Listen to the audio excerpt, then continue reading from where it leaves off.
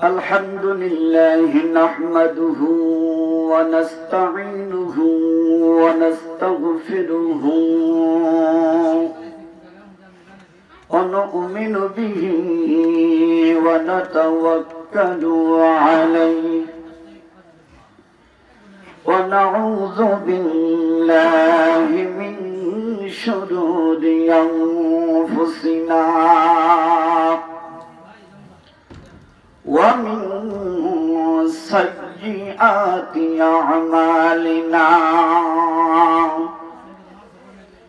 من يهده الله فلا مضل له ومن يضلله فلا هادي له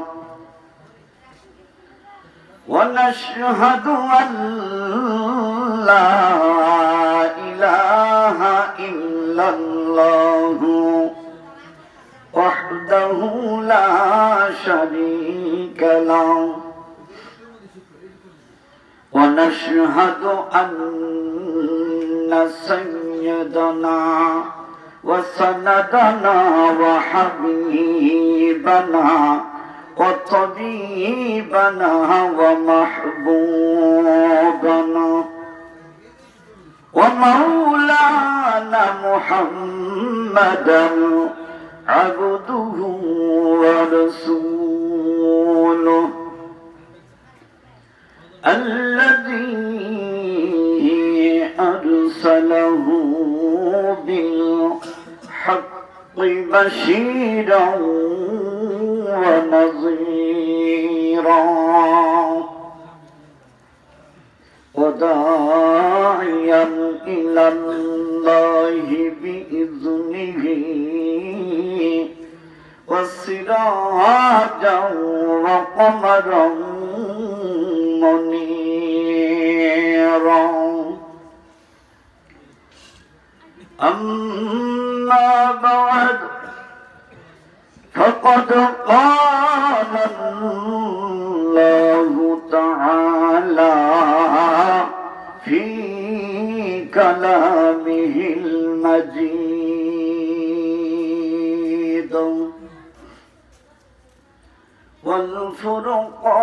والفرقانه الحميد সকলেই মহব্বতের আওয়াজে বলি أعوذ بالله من الشيطان الرجيم بسم الله الرحمن الرحيم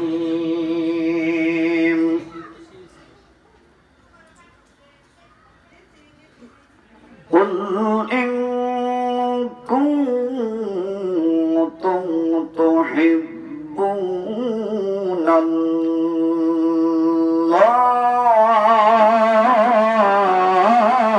الله أكبر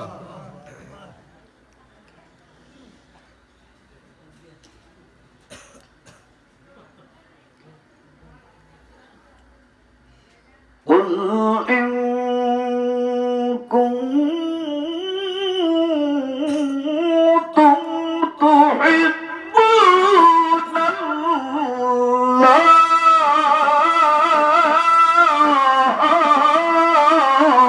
الله أكبر কষ্ট হয় আপনাদের আল্লাহু আকবার বলতে মনে হয় কষ্ট হচ্ছে নাকি আরে আল্লাহু আকবার বললে গুনাহ হবে না সওয়াব হবে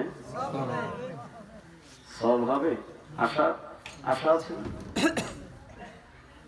কি বলেন আশা আছে কি নাই না সন্দেহ আছে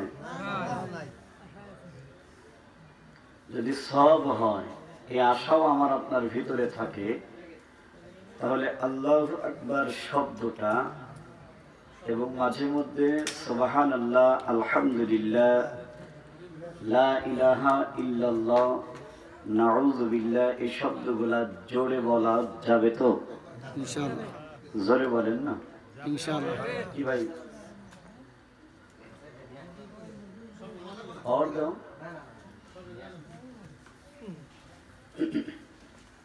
কি বলেন, যাবে তো ইনশাআল্লাহ?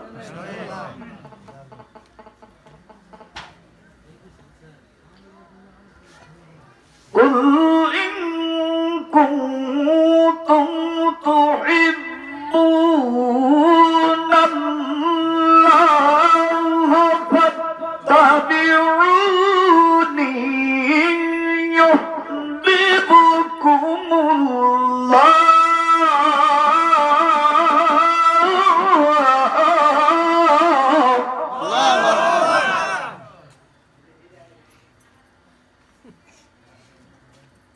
হয় না তো?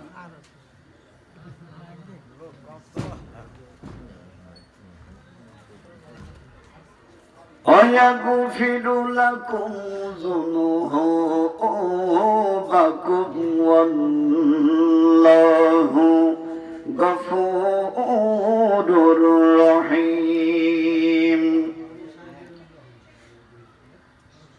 وقال النبي صلى الله عليه وسلم من أحب سنتي فقد أحبني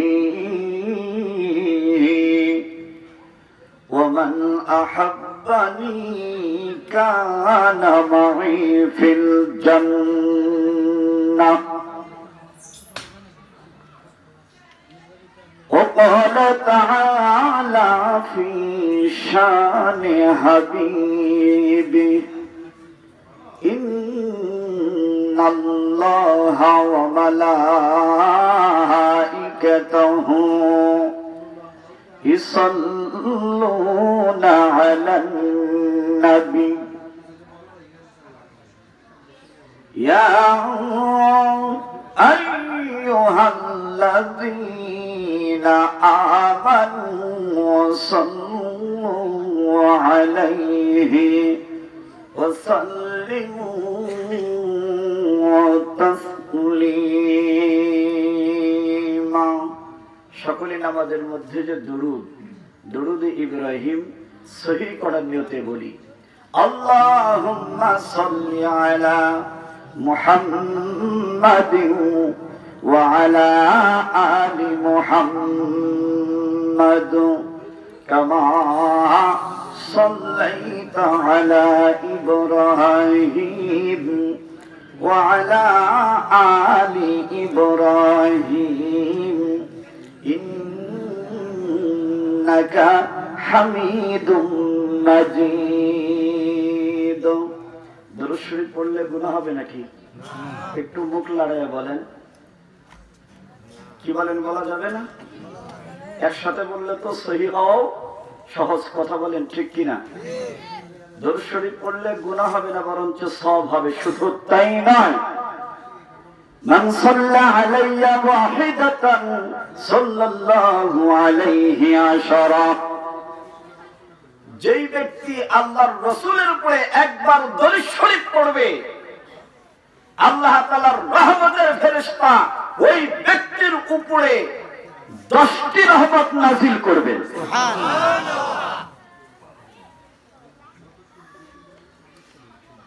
এই জন্য দুরূদ শরীফ পড়তে আমাদের কারো কোনো কার্পণ্যতা আছে?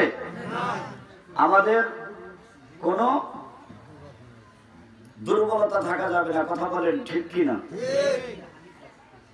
যতক্ষণ আমরা এই জায়গায় আছি ততক্ষণ পর্যন্ত একটু জোরে জোরে শব্দগুলার, আমি যখন আপনাদেরকে কোনো কথা জিজ্ঞাসা করব তখন এই প্রতি উত্তরের শব্দগুলা আপনারা একটু জোরে পারবেন না ইনশাআল্লাহ?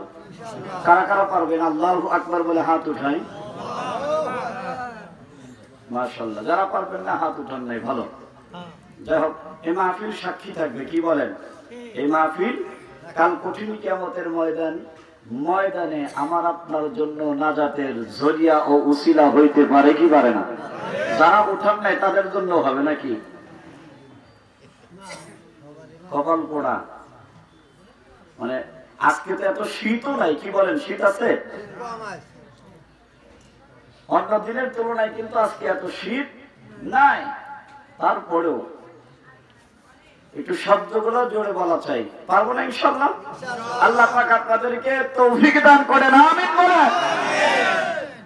আল্লাহুম্মা বারিক আলা মুহাম্মাদিন ওয়া আলা আলি মুহাম্মাদ কামা বারাকতা আলা ইব্রাহিম ওয়া আলা আলি ইব্রাহিম ইন্নাকা হামিদুম মাজিদ। রসুলের রওজা মুবারকে জানাই লাখো সালাম, মারহাবা বলি। রসুলের রওজা মুবারকে জানাই লাখো সালাম, রসুলের রওজা মুবারকে জানাই লাখো সালাম, রসুলের রওজা মুবারকে জানাই লাখো সালাম। বাংলার প্রান্ত হতে রসুল তোমায় দিন পেলাম, বাংলার প্রান্ত হতে রসুল তোমায় দিন পেলাম, রসুলের রওজা মুবারকে জানাই লাখো সালাম, রসুলের রওজা মুবারকে জানাই লাখো সালাম। মারহাবা বলি, আর জোরে বলি মারহাবা।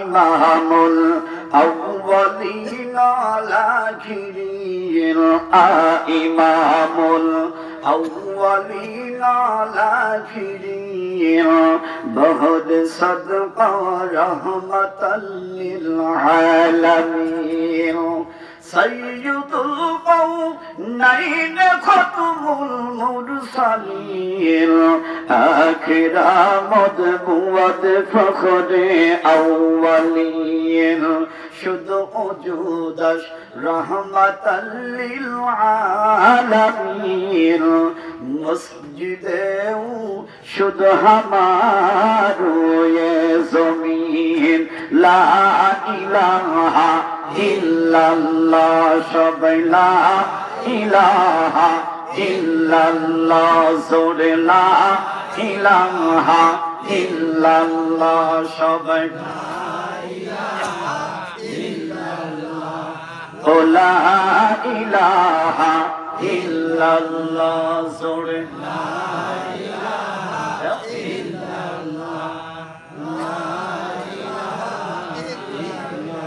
লা ইলাহা ইল্লাল্লাহ, সবাই লা ইলাহা ইল্লাল্লাহ, জোরে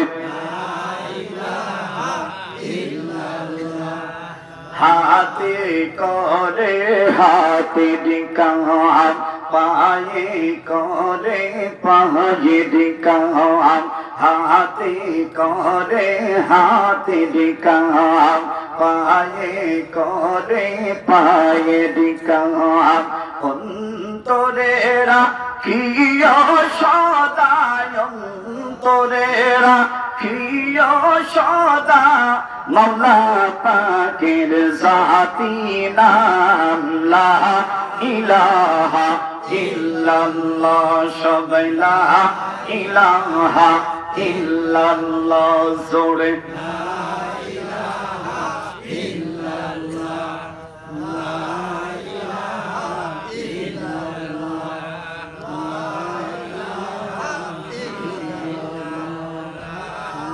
লা ইলাহা ইল্লাল্লাহু মুহাম্মাদুর রাসূলুল্লাহ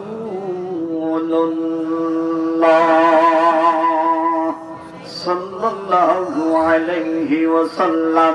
আল্লাহ আল্লাহ আল্লাহ আল্লাহ আল্লাহ আল্লাহ আল্লাহ আল্লাহ আল্লাহ আল্লাহ আল্লাহ আল্লাহ আল্লাহ আল্লাহ আল্লাহ আল্লাহ আল্লাহ আল্লাহ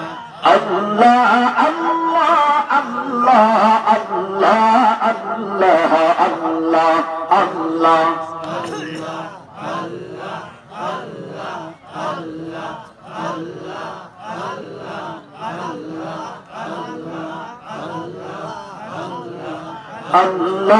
আল্লাহ আল্লাহ আল্লাহ আল্লাহ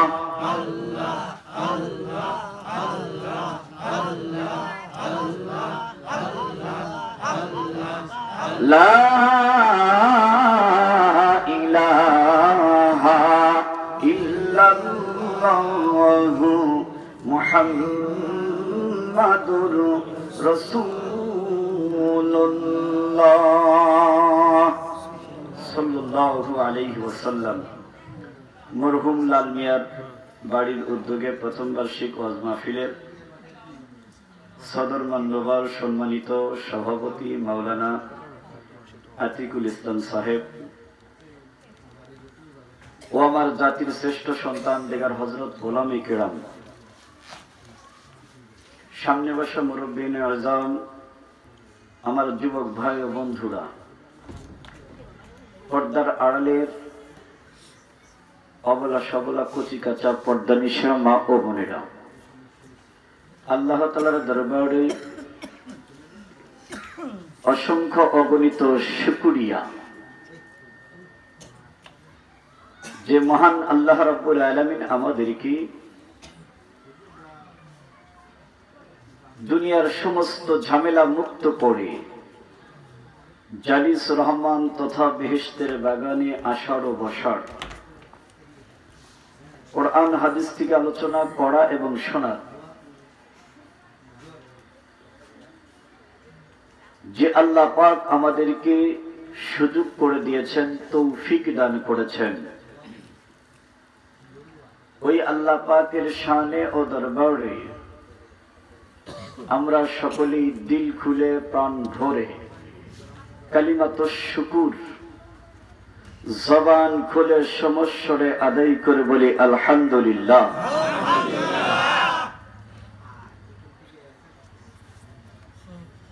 আমি মনে হয় আপনাদেরকে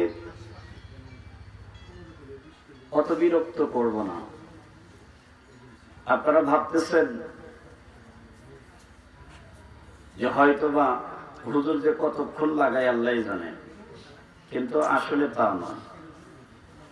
আপনারা আজকে শুনতেছেন, আজকে আপনাদের জন্য একদিন, আর আমাদের প্রত্যেক, কথা বলেন ঠিক কিনা? এই জন্য আপনাদেরও কষ্ট দেব না, আর আমরা নিজেরাও কষ্ট পাবো না। কি দরকার আছে? তবে অল্প সময় আলোচনা হবে, অল্প সময় আলোচনা হবে, যে আলোচনাগুলা আমাদের অত্যন্ত জরুরি, জরুরি যে বিষয়গুলা, যেটা আমাদের জানা দরকার, যেটা আমাদের আমল করা দরকার, এই জরুরি বিষয়গুলা আমাদের শিক্ষা করার দরকার আছে কি নাই? আমার দোষ একটাই, সেটা হলো সামনে আপনারা যারা থাকবেন তাদের জবাবটা স্বতঃস্ফূর্ত হতে হবে, জোরে হতে হবে। পারবেন না? কি বলেন? একটা দিন তো আমি আপনাদেরকে কষ্ট দিব, একটা দিন পারবেন না? আল্লাহ বসতে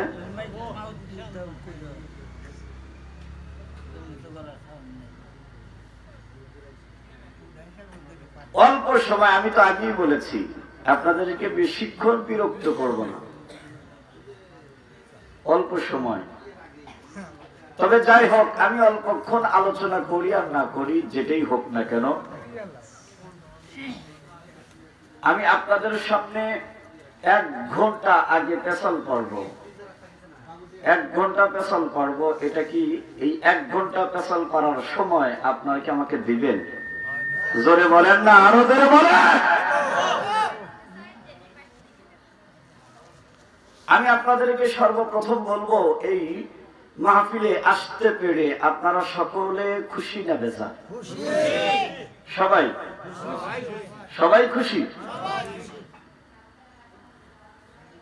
আপনি আপনার বাড়ি থেকে মাহফিল পর্যন্ত আসতেই যতগুলা কদম বা পা ফেলেছেন, প্রত্যেকটা কদমের বিনিময়ে আমার আল্লাহ তাআলা একটা করে গুনাহ মাফ করে দিয়েছেন।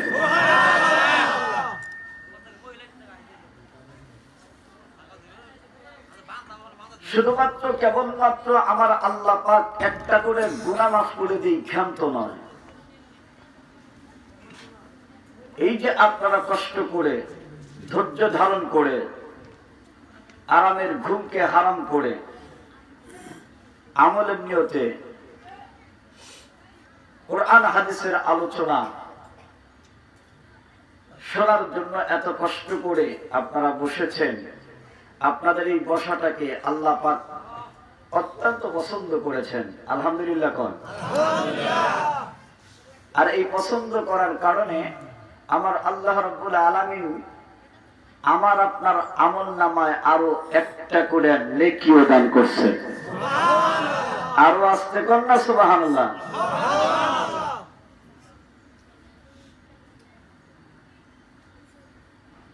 শুধু তাই নয়,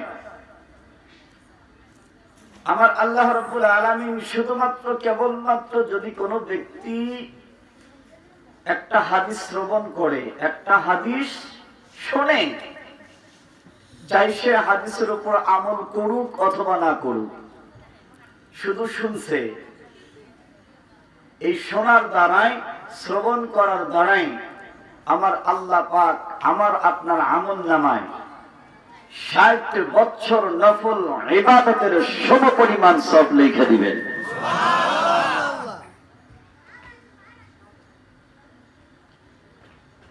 যদি একটা হাদিস শ্রবণ করলে এত সওয়াব পাওয়া যায়, ও মুসলমান, ওই হাদিসটার উপর আমল করলে সব কম হবে না বেশি হবে? আরো জোরে বলেন। এই বিশ্বাস আমাদের সকলের আছে তো ইনশাআল্লাহ? একটা হাদিস শুনলে যদি এত সওয়াব পাওয়া যায়, সাধারণ সেন্সে আমরা বুঝি যে হাদিস শুনলে যদি এত সওয়াব পাওয়া যায়, তাহলে অবশ্যই অবশ্যই ওই হাদিসটার উপরে আমল করলে অবশ্যই আল্লাহ পাক আরো তার চাইতে কোটি কোটি গুণে সওয়াব নেকি আল্লাহ তাআলা বাড়াইয়া দিবে। সুবহানাল্লাহ।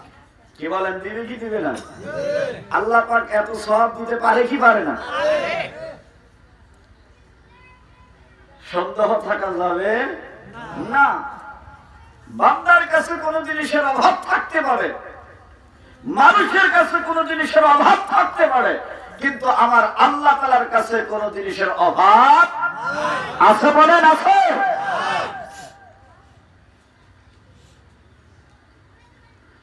মুসলমান ভাইরা আমার কথাগুলো দিল যা বুঝবেন। আমার আল্লাহ রাব্বুল আলামিন দুনিয়ার সমস্ত ঝামেলা বাদ দিয়ে জানিস রহমান তথা বেহেশতের বাগানে আসার বসার জন্য যে আল্লাহ পাক আমাকে আপনাকে তৌফিক দান করেছেন, তাও আবার সুস্থ অবস্থায় কথা বলেন ঠিক কিনা? ও মুসলমান, ওই আল্লাহ পাকের দরবারে আমাদের সকলেরই আল্লাহ পাকের নিয়ামতের শুকরিয়া আদায় করার দরকার আছে কিনা? আমার আল্লাহ বলেন, যারা আমি আল্লাহ পাকের নিয়ামত পাওয়ার পর নিয়ামতের শুকরিয়া আদায় করলো, আমার আল্লাহ পাক বলেন আমি তাদের উপরে খুশি হইয়া যাই। শুধু খুশি হইয়া ক্ষান্ত নয়, আমার আল্লাহ পাক বলেন আমি ওই সমস্ত ব্যক্তিদেরকে নিয়ামত বাড়াইয়া দেব। আমি আল্লাহ পাক আরো নিয়ামতকে কোটি কোটি গুণে বাড়াইয়া দিব। চিল্লায়া বলেন সুবহানাল্লাহ।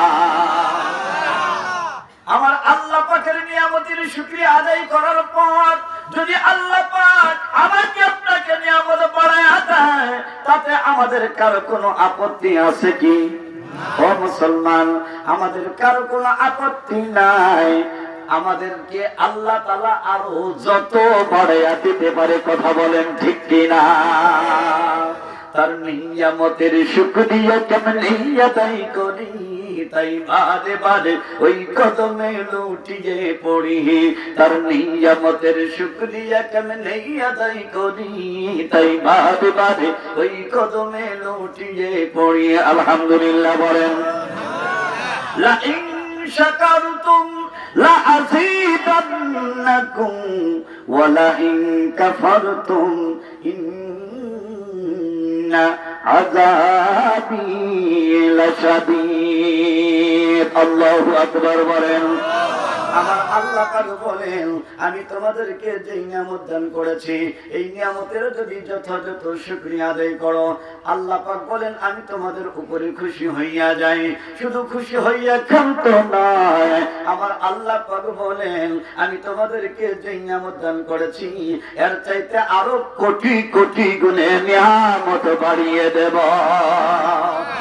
মুসলমান ভাইয়েরা আমার কথাগুলো দিল যা বুঝবেন পক্ষান্তরে আমার আল্লাহ পাক বলেন আমি তোমাদেরকে যে নিয়ামত দান করেছি ওই নিয়ামত পাওয়ার পর যদি তোমরা নিয়ামতের যথার্থ শুকরিয়া আদায় না করো আমার আল্লাহ পাক বলেন আমি তোমাদের উপরে নারাজ হয়ে যাই আমি তোমাদের উপরে অসন্তুষ্ট হয়ে যাই শুধু অসন্তুষ্ট হইয়া ক্ষান্ত নয় আমার আল্লাহ পাক বলেন আমি তোমাদেরকে যে নিয়ামত দিয়েছিলাম ওই নিয়ামত তো ছিনিয়ে নেবই এমনকি শক্ত আর কঠিন আযাবের মধ্যে তোমাদেরকে ফেলে দেব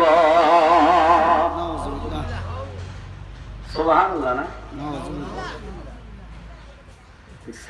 কোন জায়গায় সুবহানাল্লাহ কোন জায়গায় নাউযুবিল্লাহ এটাও বান্দা কয় না কেউ সুবহানাল্লাহ কয় আসলে বলেন তো আল্লাহ পাক নারাজ হবে গুসা হবে আবার যেই নিয়ামত আল্লাহ পাক আমাকে আপনাকে দিয়েছিলেন তাও ছিনিয়ে নেবেন এমনকি শক্ত আর কঠিন আযাবের মধ্যে আল্লাহ পাক ফেলে দিবেন তারপরেও সুবহানাল্লাহ কি বলতে হবে জোরে বলেন কি বলতে হবে নাউযুবিল্লাহ এই জন্য আমি বলি মুসলমান এক কয় প্রকার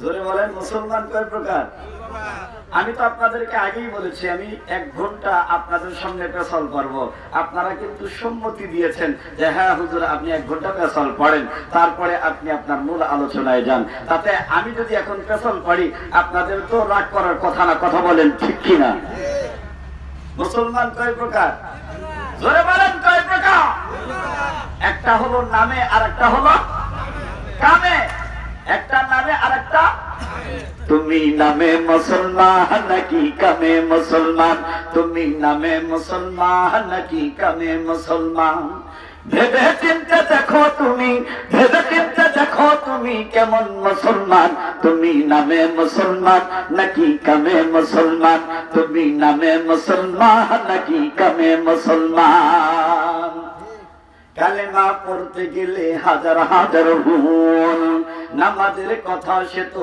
থাকলো বহু দূর কথা বলেন ঠিক কিনা ও মুসলমান আমরা মুসলমান নামাজ ইবাদত বন্দেগী কম করি না তারপরও কিন্তু ধরতে গেলে দেখতে গেলে আমরা মুসলমান কালিমা পড়েছি ও মুসলমান এখনো পর্যন্ত কালিমাটাও সহি করে বলতে পারি না এরকম লোক আছে কি নাই তবে আমি আপনাদের এলাকার কথা বলবো না কারণ আপনাদের সকলেরই সহি আছে কথা বলেন ঠিক কিনা কি বলেন আমি তো আপনাদের এলাকার কথা কইতেছি না আপনারা আবার রাগ করেন নাকি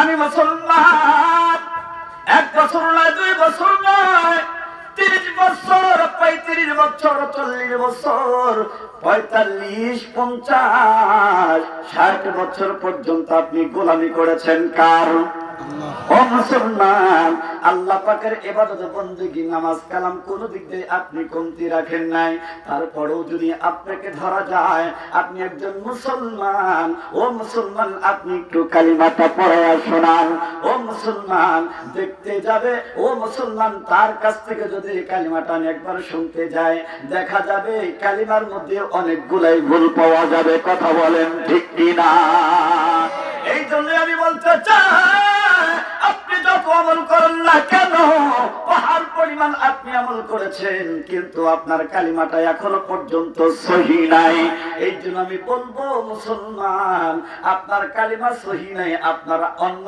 আমলগুলোও তেমন সহি হবে না কথা বলেন ঠিক কিনা ও মুসলমান আপনার ভিত্তি যদি ভালো হয় তাহলে উপরের বিল্ডিং তালা ভালো হবে কথা বলেন মুসলমান ভাইরা রে এই জন্য আমাদের কালিমাটা সহি করে বলার দরকার আছে কি নাই সহি করার প্রয়োজন আছে কি নাই সবাই বলেন আর জোরে বলেন হুজুর এত আলোচনা থাকতে আপনি আজকে কালিমার আলোচনা কেন আনলেন? ও মুসলমান, আমি তো কালিমার আলোচনা করবার চাই নাই। আমি তো কালিমার আলোচনা আমার আজকে মূল উদ্দেশ্য না। আমার আলোচনার উদ্দেশ্য যেটা আমি আয়াতের মধ্যে পড়ে দিয়েছি, কথা বলেন ঠিক কিনা? কিন্তু আমি যখন আপনাদেরকে জিকির করাইছি, ও মুসলমান, জিকির করানোর সময় আমি কিন্তু মাঝে মাঝে স্টপ থাকছি, বন্ধু থাকছি, দেখছি যে আপনাদের কারো ওই কালিমা পড়ার মধ্যে কোনো ভুল হয় কিনা। কিন্তু মুসলমান, সত্য কথা বলতে তো কোনো দ্বিধা নাই, জোরে বলেন। আমি যে শুনলাম অনেকেরই কিন্তু কালিমা পড়ার মধ্যে ভুল আছে, জিকির করলেন আপনাদের জিকির করার মধ্যে অনেক ভুল আছে। এখন আপনারা বলেন, হুজুর গো, আমরা কালিমাটা সহি করে বলতে পারি না। লজ্জা শরমের কিছুই নাই, আমাদেরকে সহি করে বলতে হবে, পড়তে হবে। জোরে বলেন, পড়তে হবে কি হবে না? আরো জোরে বলেন। আপনারা রাগ করবেন না তো? না। হুজুর এত আলোচনা করতে কালিমার আলোচনা কেন? ও মুসলমান, কালিমার আলোচনা আনছি, তাতে আপনার সমস্যা কি? কালিমার আলোচনার মধ্যে কি কোনো ফায়দা নাই? কালিমার আলোচনার মধ্যে কি কোনো লাভ নাই? ও মুসলমান, সারা পৃথিবীটাকে যদি এক পাল্লায় রাখা হয়, ও মুসলমান, আর কালিমাটাকে যদি অপর পাল্লায় রাখা হয়, তাহলে মনে রাখেন ওই কালিমার পাল্লাটাই ভারী হয়ে যাবে। এই জন্য কালেমা আমাদের শুদ্ধ করে পড়ার দরকার আছে কি নাই? একটু সবাই তালকিন করি, আমরা একটু শিক্ষা করি, কি বলেন? পারবো না ইনশাআল্লাহ? লা ইলাহা ইল্লাল্লাহ, লা ইলাহা ইল্লাল্লাহ, লা ইলাহা ইল্লাল্লাহ, লা ইলাহা ইল্লাল্লাহ, লা ইলাহা ইল্লাল্লাহ,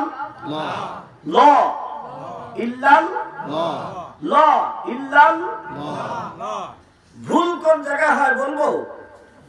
লা ইলাহা ইল্লাল্লাহ, লা ইলাহা ইল্লাল্লাহ। কথা বলেন, কথা বলেন। ঠিক। আমি আপনাদেরকে শিখাইতেছি, তার মধ্যেও কিন্তু অনেকে লা ইলাহা ইল্লাল্লাহ কইতেছেন। বলেন, কথা বলেন, কথা বলেন। আমি ঠিক বলছি না? ঠিক বলছি। আবার ইল্লাল্লাহ তো বলছি, এমনকি অনেকে ইল্লাল্লাহ বলছেন। কথা বলেন ঠিক কিনা? তাহলে এই কালিমা শেখার আমাদের দরকার আছে কি নাই? ও মুসলমান, আমি মুসলমান, আমি কামের মুসলমান হইবার চাই, আমি কিন্তু নামের মুসলমান হইয়া থাকতে চাই না। কথা বলেন ঠিক কিনা? লা ইলাহা ইল্লাল্লাহ, লা ইলাহা ইল্লাল্লাহ। আপনি বলবেন, হুজুর এই কালিমা পড়লে কি লাভ হবে? ও মুসলমান, কালিমা পড়লে কি লাভ হবে এটা আপনারা শুনবার চান? কালিমা পড়লে আমার আল্লাহ রাব্বুল আলামিন আমাকে আপনাকে একটা নয়, আমাকে আপনাকে আমার আল্লাহ পাক দুইটা পুরস্কার দান করবে। আর চিল্লা বলেন সুবহানাল্লাহ। কয়টা পুরস্কার? দুইটা পুরস্কার। এই দুইটা পুরস্কার আপনারা কি দিবেন? সবাই নিবেন তো? মুসলমান ভাইরা আমার কথাগুলো দিলটা বুঝবেন। হযরতে হাসান বসরি রাহমাতুল্লাহ আলাইহি এক মাজুসিকে ডাকতে বললেন, মাজুসি রে, তুমি কালিমা পড়ে মুসলমান হয়ে যাও। এবার মাজুসি ডাক দিয়ে কয়, ও হাসান বসরি রে, আমি যদি কালিমা পড়ি মুসলমান হই, তাতে আমার লাভ কি, ফায়দা কি? আমি কালিমা পড়লে আমার কোনো উপকার হবে? হাসান বসরি ডাক দিয়া কয়, এ মাজুসি রে, তুমি যদি কালিমা পড়ো মুসলমান হও, তাহলে আমার আল্লাহ রাব্বুল আলামিন তোমাকে একটা নয় দুইটা পুরস্কারে পুরস্কৃত করবে। কয়টা পুরস্কার? দুইটা পুরস্কার। এই দুইটা পুরস্কার এমন কেউ নাই যে তার দরকার নাই। তার মানে আমাদের সকলেরই দরকার আছে। জোরে বলেন। ও মুসলমান, এবার ওই যে মাজুসিকে ডাক ডাকে, তাহলে তুমি মুসলমান হয়ে যাও। যদি তুমি মুসলমান হও, আমার আল্লাহ পাক তোমার প্রথম নাম্বার পুরস্কার হিসাবে মান ক্বালা লা ইলাহা ইল্লাল্লাহু ফাদখালাল জান্নাহ। আরে সুবহানাল্লাহ কোন না? মুসলমান ভাইদের আমার কথাগুলো দিলটা বুঝবেন। হাসান বসরি কয়, তুমি যদি কালিমা পড়ে মুসলমান হও তাহলে আমার আল্লাহ রাব্বুল আলামিন দুইটা পুরস্কারের প্রথম নাম্বার পুরস্কার হিসাবে আমার আল্লাহ তোমাকে জান্নাত দিবে। আর আস্তে কোন হায় রে, এত কৃপণ আপনারা। সুবহানাল্লাহ একটু জোরে বলবেন। একটু সুবহানাল্লাহর দোকান দেন না, একটু একটু একটা দিন কষ্ট করে করেন না, একটু সুবহানাল্লাহ সুবহানাল্লাহ কোন। মুসলমান ভাইরা আমার কথাগুলো দিলটা বুঝবেন।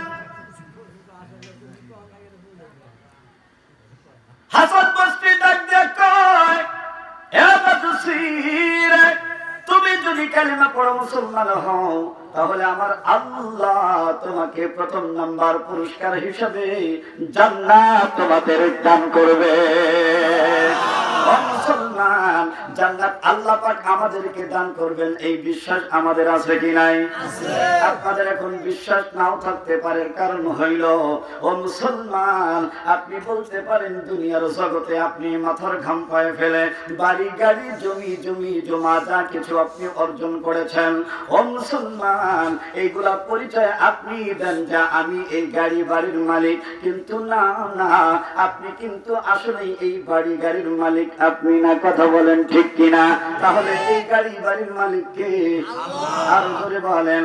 ও মুসলমান, এই গাড়ি বাড়ির মালিক যখন আমি না, আমার আল্লাহ পাক, তখন আমি বুঝলাম এই সম্পত্তি আর বাড়ি গাড়ির মালিক আমার আল্লাহ পাক আমাকে চিরস্থায়ী ভাবে বানায় নাই। তার মানে হইল আমার আল্লাহ এই গাড়ি বাড়ির মালিক যদিও বানাইছে, এটা চিরস্থায়ী নয়, এটা অস্থায়ী ভাবে। চিল্লায় বলেন কথা ঠিক কিনা? মুসলমান ভাইদের আমার কথাগুলো দিলটা বুঝবেন। এখন আপনি আপনার ভিতরে প্রশ্ন, ও মুসলমান, আপনি বলতে পারেন আমার আল্লাহ পাক এত সুন্দর করে দয়া করে আমাকে আপনাকে বানাইলো, আশরাফুল মাখলুকাত বলে বানাইলো। আপনার প্রশ্ন থাকতে পারে আমাকে আল্লাহ পাক তাহলে কোন জিনিসের মালিক বানাইবে না? কে বলছে আমাকে আপনাকে একটা জিনিসের মালিক চিরস্থায়ী ভাবে বানাবে? ও মুসলমান, চিরস্থায়ী ভাবে যেই জিনিসের মালিক আমাকে আপনাকে বানাইবে, ওই জিনিসটা আর কখনোই আমার আপনার কাছ থেকে আল্লাহ পাক ছিনিয়ে নেবে না। অস্থায়ী ভাবে যেই জিনিসের মালিক আমার আল্লাহ পাক বানাইছে, ওই জিনিসগুলা আমার আল্লাহ পাক আমার আপনার কাছ থেকে ছিনিয়ে নিল, কিন্তু চিরস্থায়ী ভাবে যে জিনিসটার মালিক আমার আল্লাহ পাক বানাইবেন, ওই জিনিসটা আর আমার আপনার কাছ থেকে ছিনিয়ে নেবেন না।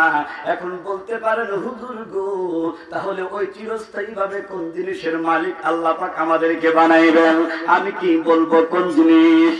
ও মুসলমান, আমার আল্লাহ পাক আমাকে আপনাকে চিরস্থায়ী ভাবে যেই জিনিসটার মালিক বানাইবে, ওই জিনিসটার নাম হইল আমার আল্লাহ পাকের জান্নাত।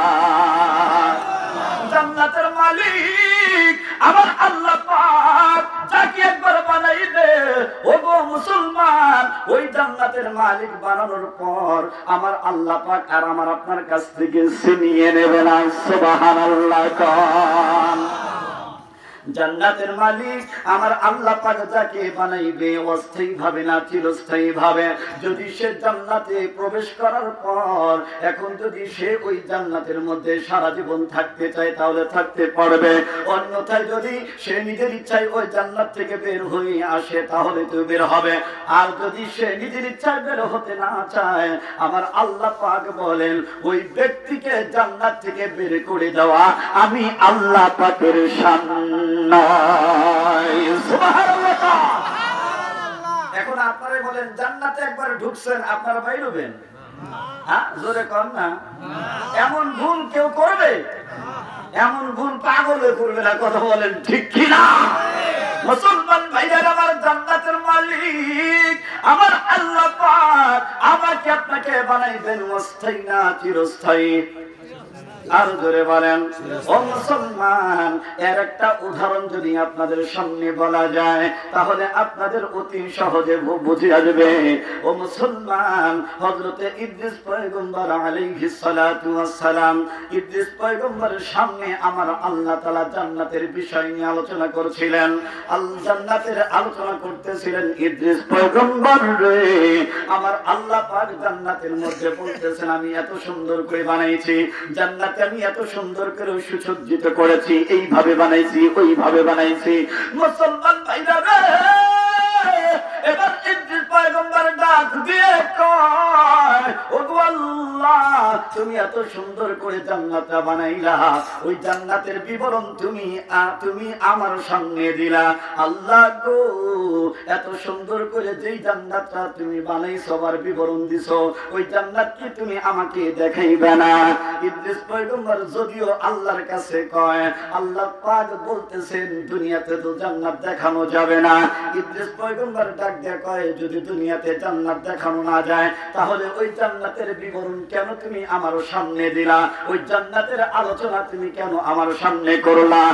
মুসলমান ভাইরা রে, আমরা কিন্তু সচরাচর বলে থাকি যেই জিনিসটা দেখানো যাবে না, যেই জিনিসটা শোনানো যাবে না, ওই জিনিসটার বিবরণ কিন্তু দেওয়াও ঠিক হবে না। কথা বলেন ঠিক কিনা? মুসলমান ভাইরা আমার কথাগুলো দিলটা বুঝবেন। ইদ্রিস পয়গম্বর কয়, ও আল্লাহ, তুমি যেই জিনিসটা দেখাইতে পারবা না, ওই জিনিসটার বিবরণ তুমি কেন দিলা?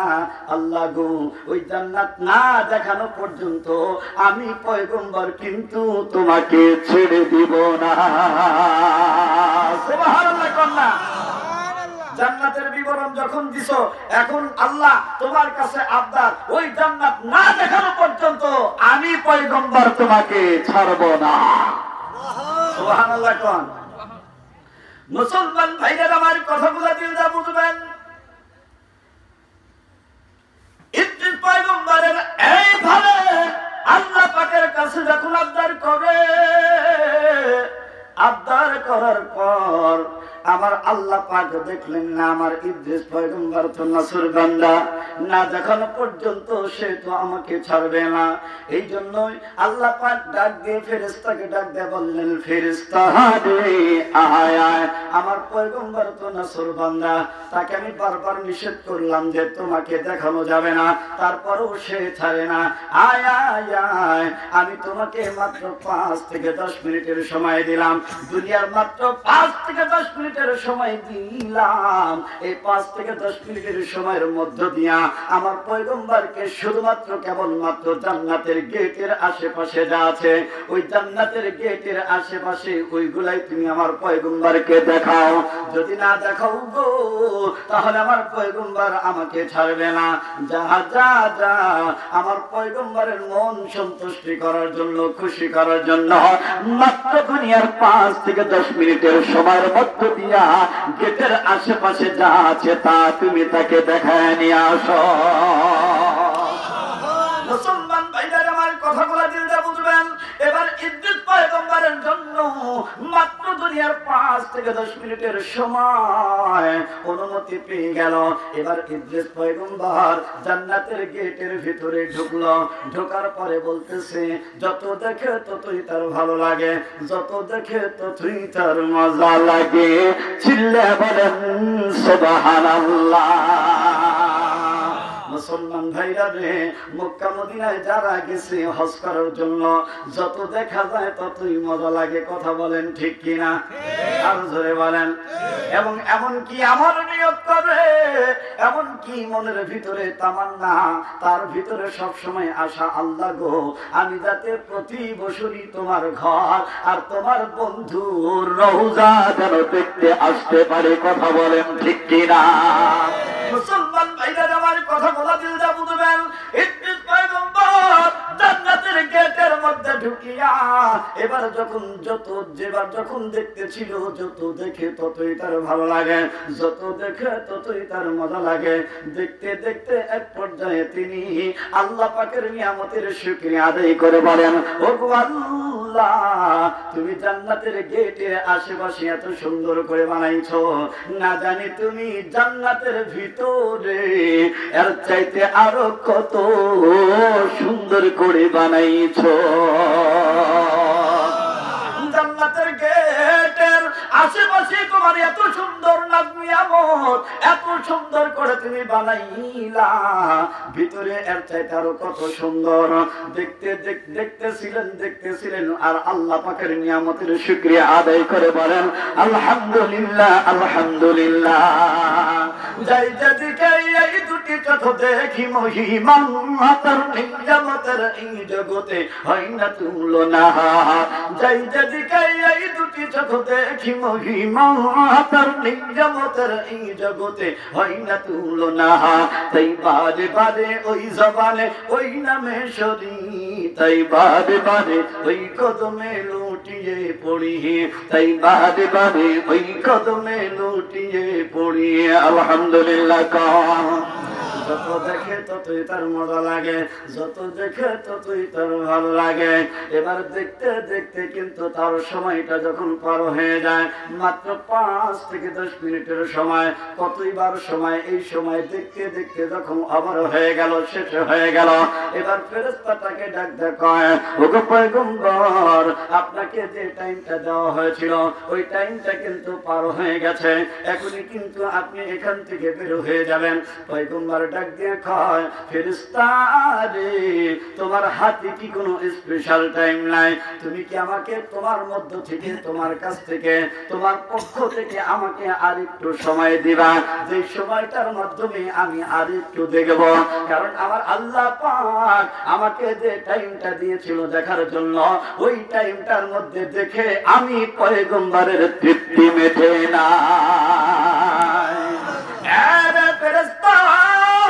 তাই আমি তোমার কাছে বলি, তুমি কি আমাকে আর একটু সময় দিতে পারবা? কিন্তু ফেরেশতা ডাক দিয়ে কয়, না না, আমার কাছে কোনো সময় নাই, আমার আল্লাহ পাক আমাকে যতটুকু টাইম দিয়েছিল ওই টাইম পর্যন্তই আমি আপনাকে দেখাইতে পারছি, এর চাইতে সামান্য থেকে সামান্য সময় দিয়ে দেখানোর মতো দৃষ্টতা বা ক্ষমতা আমি ফেরেশতার হাতে নাই। মুসলমান ভাইদের আমার কথাগুলো দিলটা বুঝবেন। দেখতে দেখতে সময় তখন পার হয়ে গেল, ওদিকে ফেরেশতা বারবার তাকে বলতেছেন, ওগো পয়গম্বর, আপনি বের হয়ে যান, আপনি আর এখানে থাকতে পারবেন না, তাড়াতাড়ি এখান থেকে বের হয়ে যান। কিন্তু পয়গম্বর কোনো কথা বলে না, একদম নীরব নিশ্চুপ হয়ে বসে আছে, কোনো কথা বলে না। বারবার বলতে বলতে এক পর্যায়ে যখন বিরক্ত হয়ে যায়,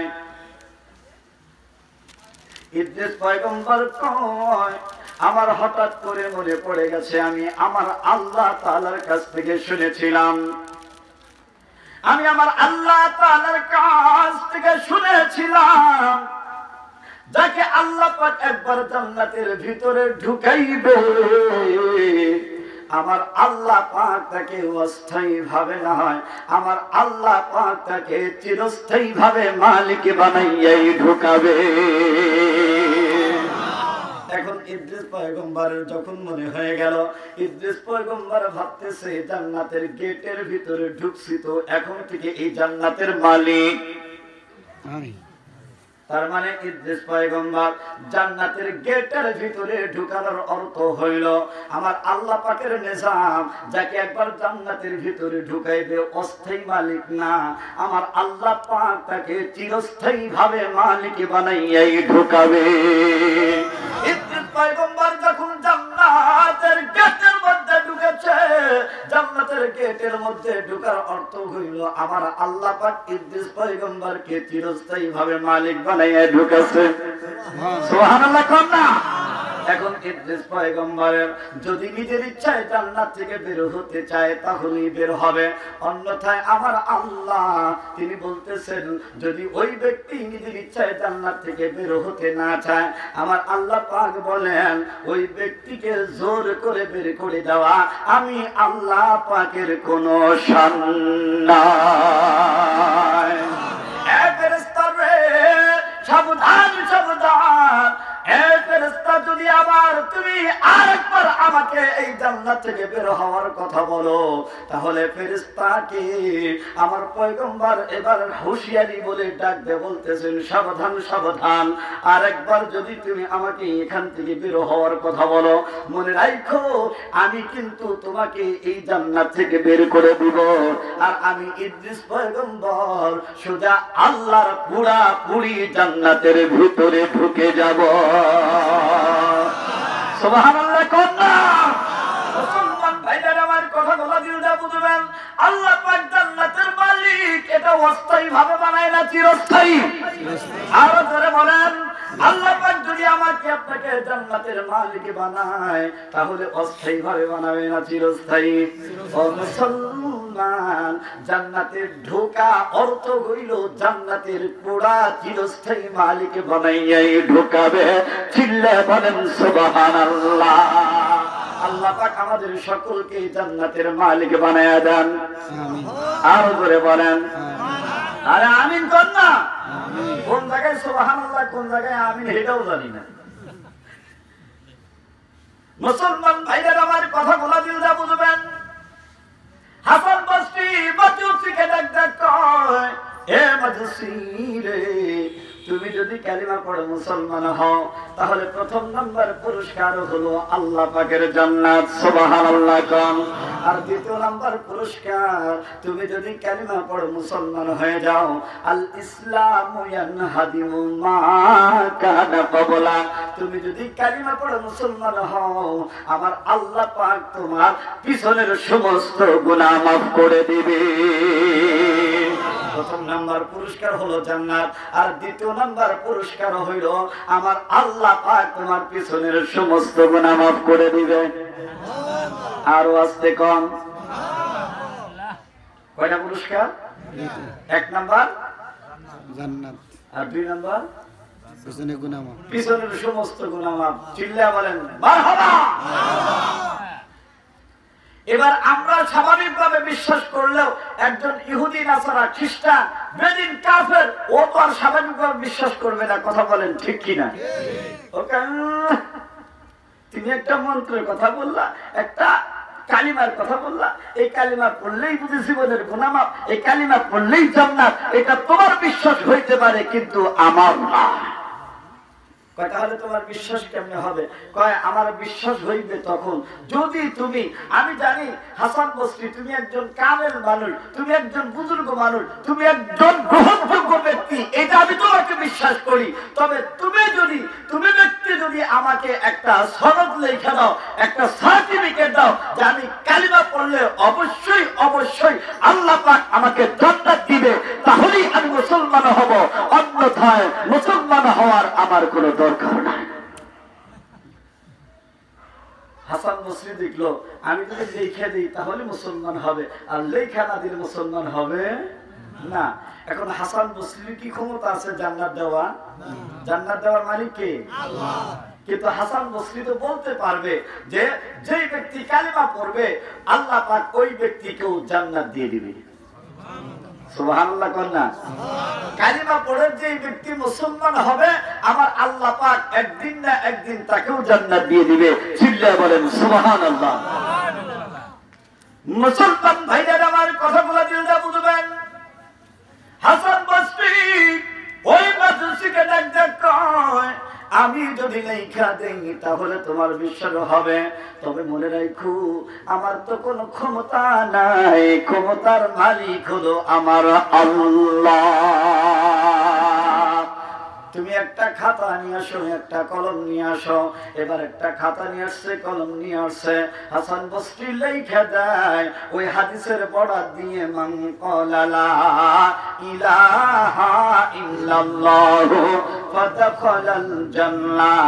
এ মাজুসি রে, তুমি যদি কালিমা পড়ো মুসলমান হও, যাও যাও লেখা দিলাম আমার আল্লাহ পাক তোমাকেও জান্নাত দিয়ে দিবে। আরো জোরে বলেন। আপনারা কি কথা বুঝতেছেন? আমার ভাষা কি বুঝতে আপনাদের কষ্ট হচ্ছে? হ্যাঁ, বেশি দূরের মানুষ না তো, আমরা কাছাকাছি দিল, তাহলে ভাষা বোঝার তো এমন কষ্ট থাকার কথা না। কি বলেন? কথা বলেন ঠিক কিনা? হাসান বসরি বলতেছে যে তাহলে ঠিক আছে, একটা খাতা নিয়ে আসো, একটা কলম নিয়ে আসো। খাতার মধ্যে কলম দিয়ে লিখে দিল হাসান বসরি যে এ মাজুসি, তুমি যদি কালিমা পড়ো মুসলমান হও, যাও লিখে দিলাম ওই হাদিসের বরাত দিয়ে যে আল্লাহ পাক তোমাকেও জান্নাত দিয়ে দিবেন। মুসলমান ভাইরা আমার কথাগুলো দিলটা বুঝবেন। হাসান বসরি ডাক দিয়ে কয়, মাজুসি রে, এখন তো আর কোনো বাধা নাই, এই মুহূর্তেই তুমি কালিমা পড়ে মুসলমান হয়ে যাও। কিন্তু ওই মাজুসি ডাক দিয়ে কয় না না, মুসলমান হওয়ার আরো অনেক দেরি আছে, আগে আমার কথাগুলা শুনে দাও। বলে কি কথা তুমি বলবা? তুমি যে কাগজটা লেখা দিছো, ইতিপূর্বে কিছুক্ষণ আগে এই কাগজের তেমন কোনো দাম ছিল না, কিন্তু এখন যেটা তুমি লেখা দিছো এই কাগজটার দাম আমার কাছে সারা পৃথিবী কোটি কোটি বার বিক্রি করলো এটার সমতুল্য হবে না। চিল্লা বলেন সুবহানাল্লাহ। এই কাগজটার দাম আমার কাছে অনেক বেশি, এই জন্যই বলবো রে, এই কাগজটা আমি কোন জায়গায় রাখবো? আমি তো একজন কাফের মানুষ, আমি তো একজন বেদীন, আমার তো রাখার কোনো জায়গা নাই। আমি কাফের, আমার বাড়িটাও তো নাপাক, আমি নিজেও নাপাক, বাড়িটাও নাপাক। এত সুন্দর মূল্যবান দামি জিনিস রাখবো কোন জায়গায়? রাখার তো কোনো জায়গা নাই। এই জন্য হাসান বসরি রে, আমি তোমার কাছে ওসিয়তের মতো শর্ত করে যেতে চাই, তুমি কি আমার কথা শুনবা? বলে কি কথা? বলে আমি এই কাগজটা আমি তোমার কাছে রাখতে চাই, তুমি কি রাখবা? হাসান বসরি কয়, লিখে দিলাম তাতে হয় নাই? কয় না না, আমি তোমার কাছে রাখতে চাই, তুমি সেটা রাখবা কি রাখবা না? হাসান বসরি কয়, যদি না রাখি তাহলে কি হবে? কয় মুসলমান হব না। হাসান বসরি দেখলো লিখে দিলাম তাতে আমার কষ্ট নাই, রাখলে আমার কি কষ্ট? যাও যাও, আমি আমার কাছে রাখলাম, তবু তুমি দেরি করিও না, এই মুহূর্তেই তুমি কালিমা পড়ে মুসলমান হয়ে যাও। হাসান বসরি দেখলো লেখা দিলাম তাতে আমার কোনো অসুবিধা নাই, মুসলমান এই জিনিসটা রাখতে তো আমার কোনো সমস্যা নাই। মাজুসি রে, যাও যাও, রাখলাম, তাহলে তুমি এখন মুসলমান হয়ে যাও, এখন তার তোমার আপত্তি থাকার কথা না। এবার মাজুসি ডাক দিয়া কয়, আমি যে মুসলমান হইলাম, মুসলমান হওয়ার পর তাদের একটা নিয়মতান্ত্রিক নিয়ম মাফিক তারা চলে, নিয়ম মাফিক তাদের জীবন গঠন জীবনতান্ত্রিক চলে। মুসলমান, আমরা মুসলমান যখন মারা যাই, মারা যাওয়ার পর আমাদের মধ্যে অনেক কিন্তু নিয়ম কানুন আছে কি নাই? দাফন কাফনের ব্যবস্থা, এমনকি আরো অনেক কিছুই কিন্তু আমাদের মুসলমানদের মধ্যে আছে। কিন্তু কাফের, বেদীন, ইহুদি, নাসারা, খ্রিস্টান তাদের মধ্যে কিন্তু এত সুন্দর কোন নিয়মতান্ত্রিক নাই। এই জন্যই হাসান বসরিকে ডাক দিয়ে কয়, আমি যখন মুসলমান হব, মুসলমান হবার পর আমার কিন্তু অবশ্যই একটার জানাজার প্রয়োজন আছে কি নাই? আরো জোরে বলেন। মুসলমান মারা গেলে তার জানাজা হয় কি হয় না? কি বলেন? মনে হয় আপনারা মরবেনই না? মরবেন নাকি? মরার ইচ্ছা আছে আপনাদের? ইচ্ছা নাই, তবে মরতে হবে, এটাই ঠিক কথা। বলেন ঠিক কিনা? মুসলমান ভাইরা আমার কথাগুলো দিলটা বুঝবেন।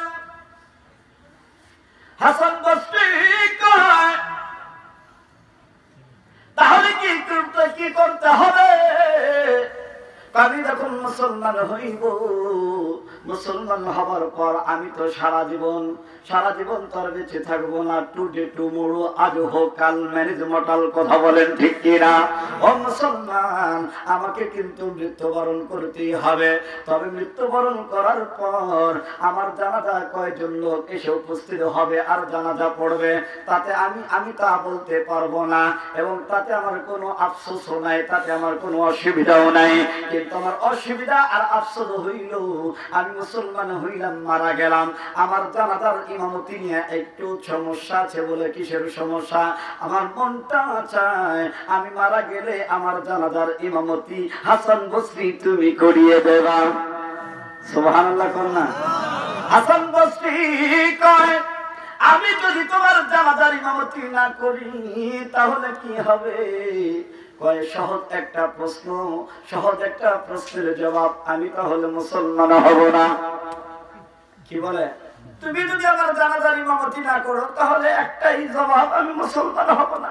কয়, তাই নাকি? জানাজা পড়াইলে মুসলমান হবে? কয়, অফকোর্স, অবশ্যই। কে বলছে হব না? অবশ্যই আমি মুসলমান হব। চিল্লা বলেন সুবহানাল্লাহ। মুসলমান ভাইদের আমার কথাগুলো দিলদা বুঝবেন। হাসান বসরি কয়, তুমি মারা যাওয়ার পর তোমার জানাজার ইমামতি যদি আমি করি তাহলে কি তুমি মুসলমান হবা? কয়, হয়, অবশ্যই হব। কয়, ঠিক আছে, যাও। আমি যদি ততক্ষণ বাইসা থাকি তাহলে মনে রাখো, আমি তুমি মারা যাওয়ার পর তোমার জানাজার ইমামতি আমি হাসান বসরি নিজেই করিয়ে দেব। মুসলমান ভাইরা রে, হাসান বসরি যদি জানাজার ইমামতি করে তাতে উপকার হবে কি হবে না?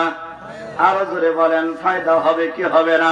মুসলমান ভাইরা রে, এবার হাসান বসরি ডাক দিয়ে কয়, আর তো আর দেরি করা চলে না, তাড়াতাড়ি মুসলমান হও। কয়, না না, আমি মুসলমান হইলাম, আমি মরে গেলাম, জানাজাও তুমি পড়াইলা, কিন্তু আরেকটা জিনিস আমার চাওয়ার আছে। বলে, কোন জিনিস তুমি চাও? কয়, এলাকার সবাই যখন আমাকে কবরস্থানে নিয়ে যাবে, এলাকার সবাই আমাকে কবরস্থ করবে, মাটি দিবে, সবাই মাটি দিয়ে চলে আসবে, তুমি কিন্তু আমার কবরের পাশ থেকে চলে আসবা না, আমার কবরের পাশে থাকবা। কয়, কবরের পাশে থেকে আমি কি করব?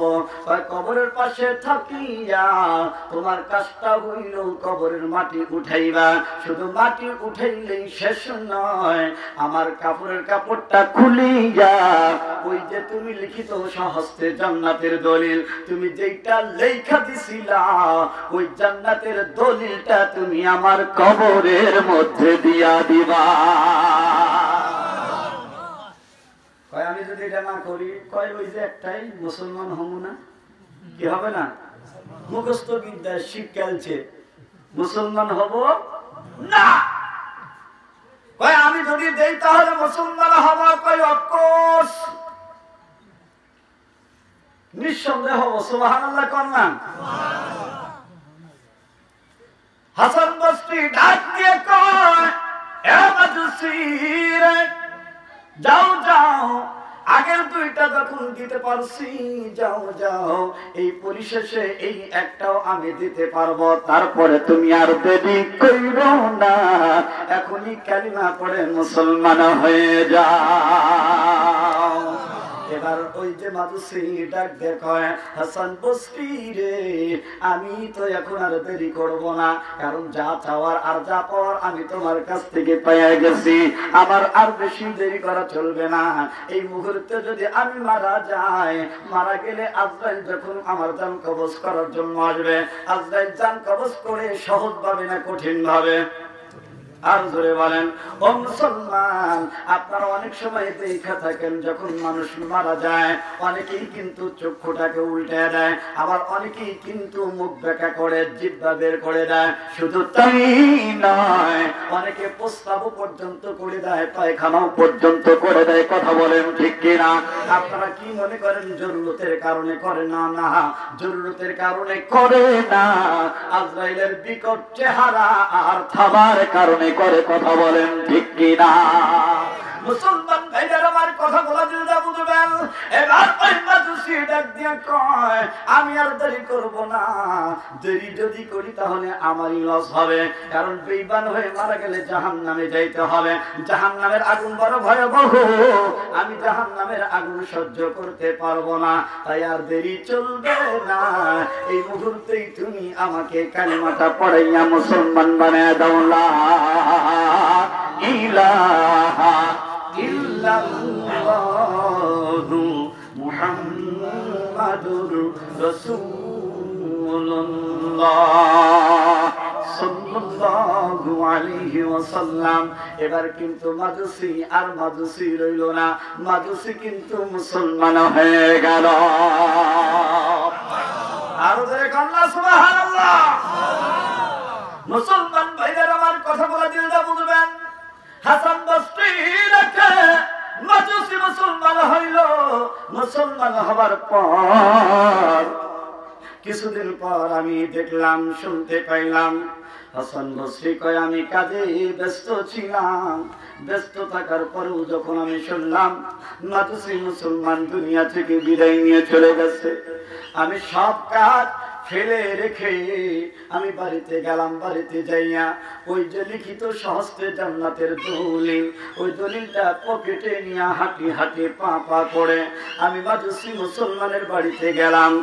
মুসলমান মাজুসি মুসলমানের কপাল এত ভালো, দেখা গেল অনেকগুলা মানুষ তার জানাজা পড়ার জন্য আছে, শুধু তাই নয়, এতগুলা মানুষ থাকা সত্ত্বেও হাসান বসরি নিজেই তার জানাজার ইমামতি করে দিলে।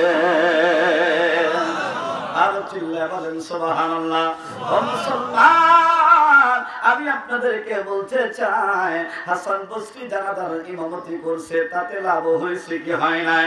এখন আমি আপনি যদি মারা যায়, আল্লামা আহমদ শফি সাহেব যদি আমার আপনার জানাজার ইমামতি করে, তাতে আমার ফায়দা হবে কি হবে না? মুসলমান ভাইরা রে, আমি আপনি যদি মারা যায়, আল্লামা মাহমুদুল হাসান সাহেব যদি আমার আপনার জানাজার ইমামতি করে, তাহলে আমার উপকার হবে কি হবে না? হাসান বসরি যেই জায়গায় জানাজার ইমামতি করছে, ও মুসলমান, এর চাইতে উত্তম আর কিছু থাকতে পারে? মুসলমান ভাইরা রে, জানাজার ইমামতি করে দিলেন। জানাজার ইমামতি করার পর এবার কিন্তু ওই এলাকার লোকেরা তাকে কবরস্থানে নিয়ে গেল। কবরস্থানে নেওয়ার পর এবার দেখা গেল সবাই তাকে কবরস্থ করলো, কাফন দাফন মাটি দেওয়ার কাজটা সম্পূর্ণ করার পর এবার সবাই যখন চলে আসে, কিন্তু হাসান বসরি চলে আসে না, ওখানে স্থির। কথা বলেন, ওই জায়গায় তার থাকার কথা কি কথা না? সবাই চলে আসলো, হাসান বসরিকে কিন্তু ওখান থেকে চলে আসার কথা না। মুসলমান ভাইরা রে, হাসান বসরি তার কবরের পাশে ছিল, কবরের পাশে থাকিয়া সবাই চলে আসলে হাসান বসরি তার কবরের মাটি উঠাইল। ও মুসলমান, কবরের মাটি উঠাইয়া এবার কাফনের কাপড়টা খুলিল। কাফনের কাপড় খুলিয়া এবার পকেট থেকে লিখিত সহস্তে জান্নাতের দলিল ওই মাজুসি মুসলমানের কবরের মধ্যে দিয়া দিল, কবরের মধ্যে দিয়া দিল। এবার হাসান বসরি কয়, আমি কিছুদিন পরে স্বপ্ন দেখলাম, এই মাজুসি মুসলমান রে, তুমি কবরের মধ্যে কেমন আছো? আমার আল্লাহ তাআলা তোমাকে কবরে কেমন রাখছে? তুমি শান্তিতে আছো না অশান্তিতে আছো? তুমি সুখে আছো না দুঃখে? ও মুসলমান ভাইরা রে, ওই মাজুসি মুসলমান ডাক দিয়ে কয়, হাসান বসরি রে, আমার আল্লাহ আমাকে এত সুখে আর শান্তিতে রাখছে, চিল্লায় বলেন সুবহানাল্লাহ। আমার আল্লাহ পাক আমাকে এত সুখে আর শান্তিতে রাখছে, এত আরামের মধ্যে রাখছে। শুধু তাই নয়, হাসান বসরি শুনে রাখো, আমার আল্লাহ পাক আমাকে জান্নাতের ফুলের বাগানের মধ্যে বিচরণ করায়। সুবহানাল্লাহ কন্যা। এই জন্য মুসলমান ভাইরা রে, আমাদের কালেমা শুদ্ধ করে পড়ার দরকার আছে কি নাই? আরো জোরে বলেন, লা ইলাহা ইল্লাল্লাহ, জোরে লা ইলাহা ইল্লাল্লাহ, লা ইলাহা ইল্লাল্লাহ লা ইলাহা ইল্লাল্লাহ লা ইলাহা ইল্লাল্লাহ লা ইলাহা ইল্লাল্লাহ মুহাম্মাদুর রাসূলুল্লাহ সাল্লাল্লাহু আলাইহি ওয়াসাল্লাম। এখন এক পর্যায়ে কিছু লোক বলবে, হুজুর কালেমা পড়লে যখন এত সওয়াব, কালেমা পড়লে যখন জান্নাত, কালেমা পড়লে যখন জীবনের গুনাহ মাফ, হুজুর গো সব বাদ, আজকে থেকে শুধু কালিমাই পড়ব, আর কোনো কিছু করার দরকার নাই। কি বলেন, আছে কি নাই?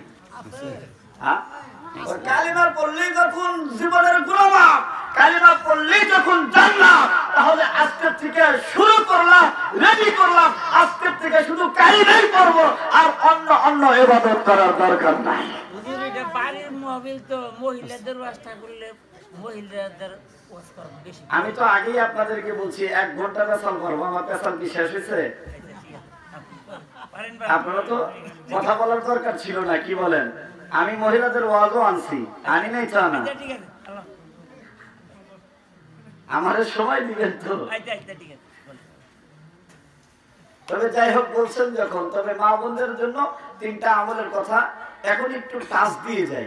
কয়টা আমলের কথা? 3টা আমল। কয়টা? 3টা। মা বোনেরা 3টা আমল করবা, আল্লাহ পাক তোমাদেরকে জান্নাত দিয়ে দিবে। সুবহানাল্লাহ কোন।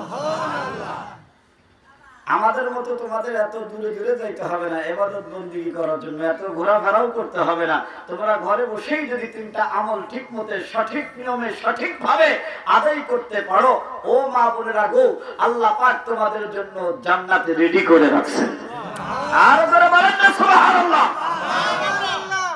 1 নাম্বার হলো আল্লাহর ইবাদত। 1 নাম্বার কি? আল্লাহর ইবাদতের মধ্যে নামাজ পড়ে কি পড়ে না? আর যারা বলেন, এই নামাজটা সঠিক নিয়মে, সঠিক টাইমে পড়তে হবে।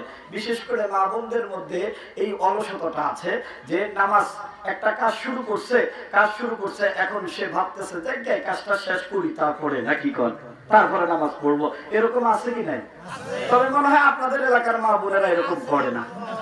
কি বলেন, আছে? হায় আল্লাহ, কত দূরে এলাম, তারপরেও আছে। জায়গা মা বোনদেরকে আমি অনুরোধ করে বলবো, ও মা, তোমার সব কাজ বাদ, আগে হইল আল্লাহর ইবাদত। কথা বলেন ঠিক কিনা? আগে হলো আল্লাহ পাকের নামাজ, আল্লাহ পাকের ইবাদত। আল্লাহ পাকের ইবাদত যদি তুমি করো, আর কাজগুলো যদি অল্প করো, আর আল্লাহর ইবাদত তো তোমাদের জন্য এত বেশি করতে হবে না।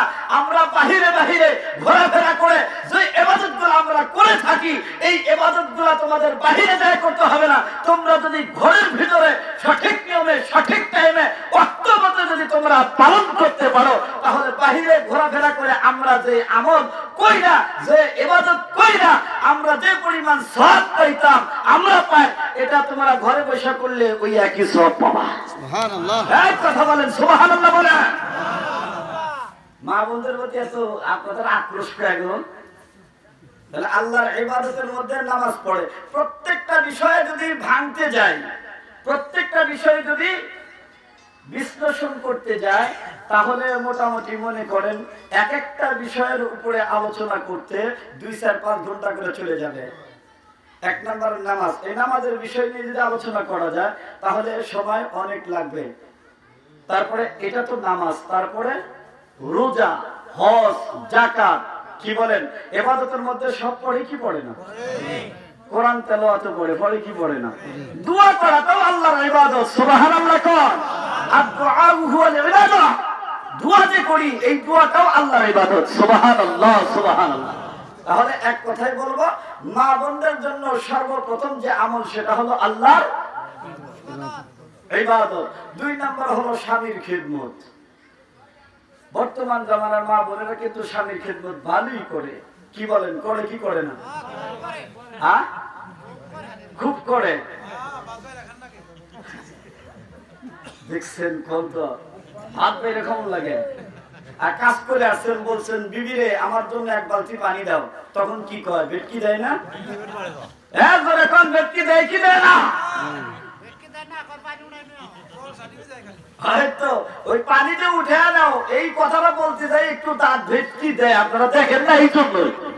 আপনি ভালো মানুষ দেখে যেন দেখেন না, কিন্তু আসলে এই বলার মধ্যে একটা ভেটকি আছে কিনা।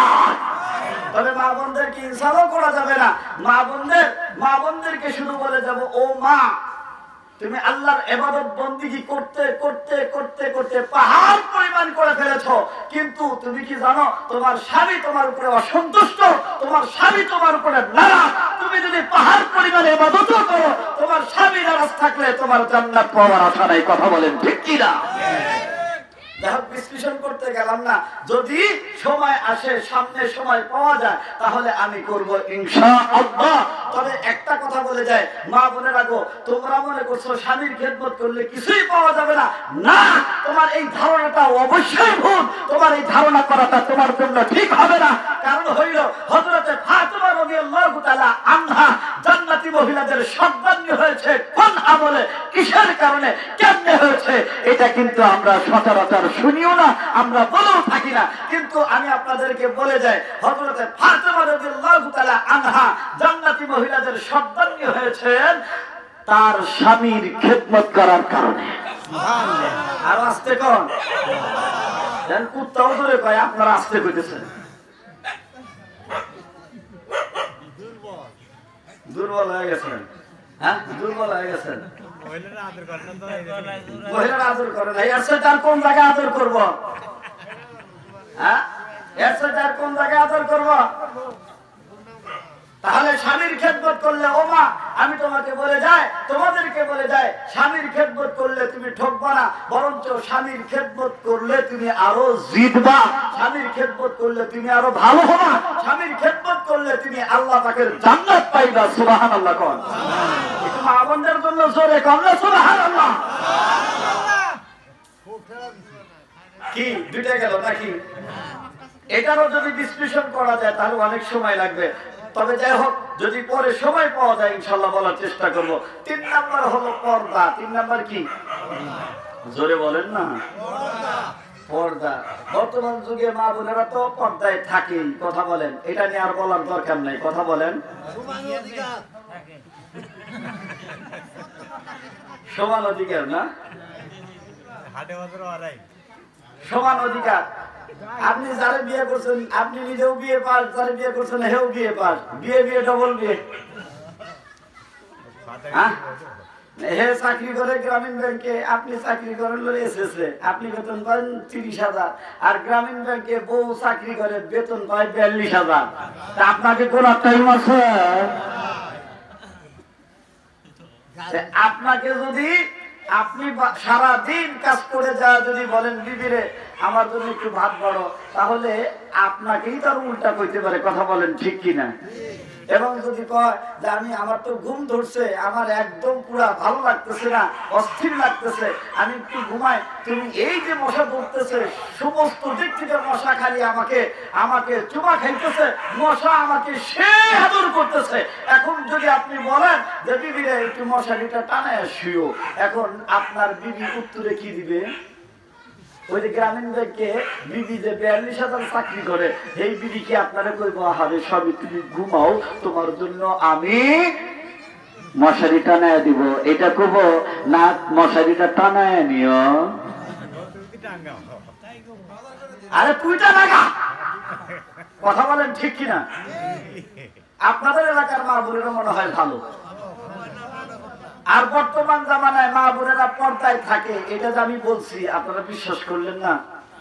বর্তমান জামানায় মা বোনেরা কিন্তু পর্দায় থাকে। কথা বলেন ঠিক কিনা? বলেন ঠিক কিনা? বলেন বর্তমান জামানার মা বোনেরাও পর্দায় থাকে।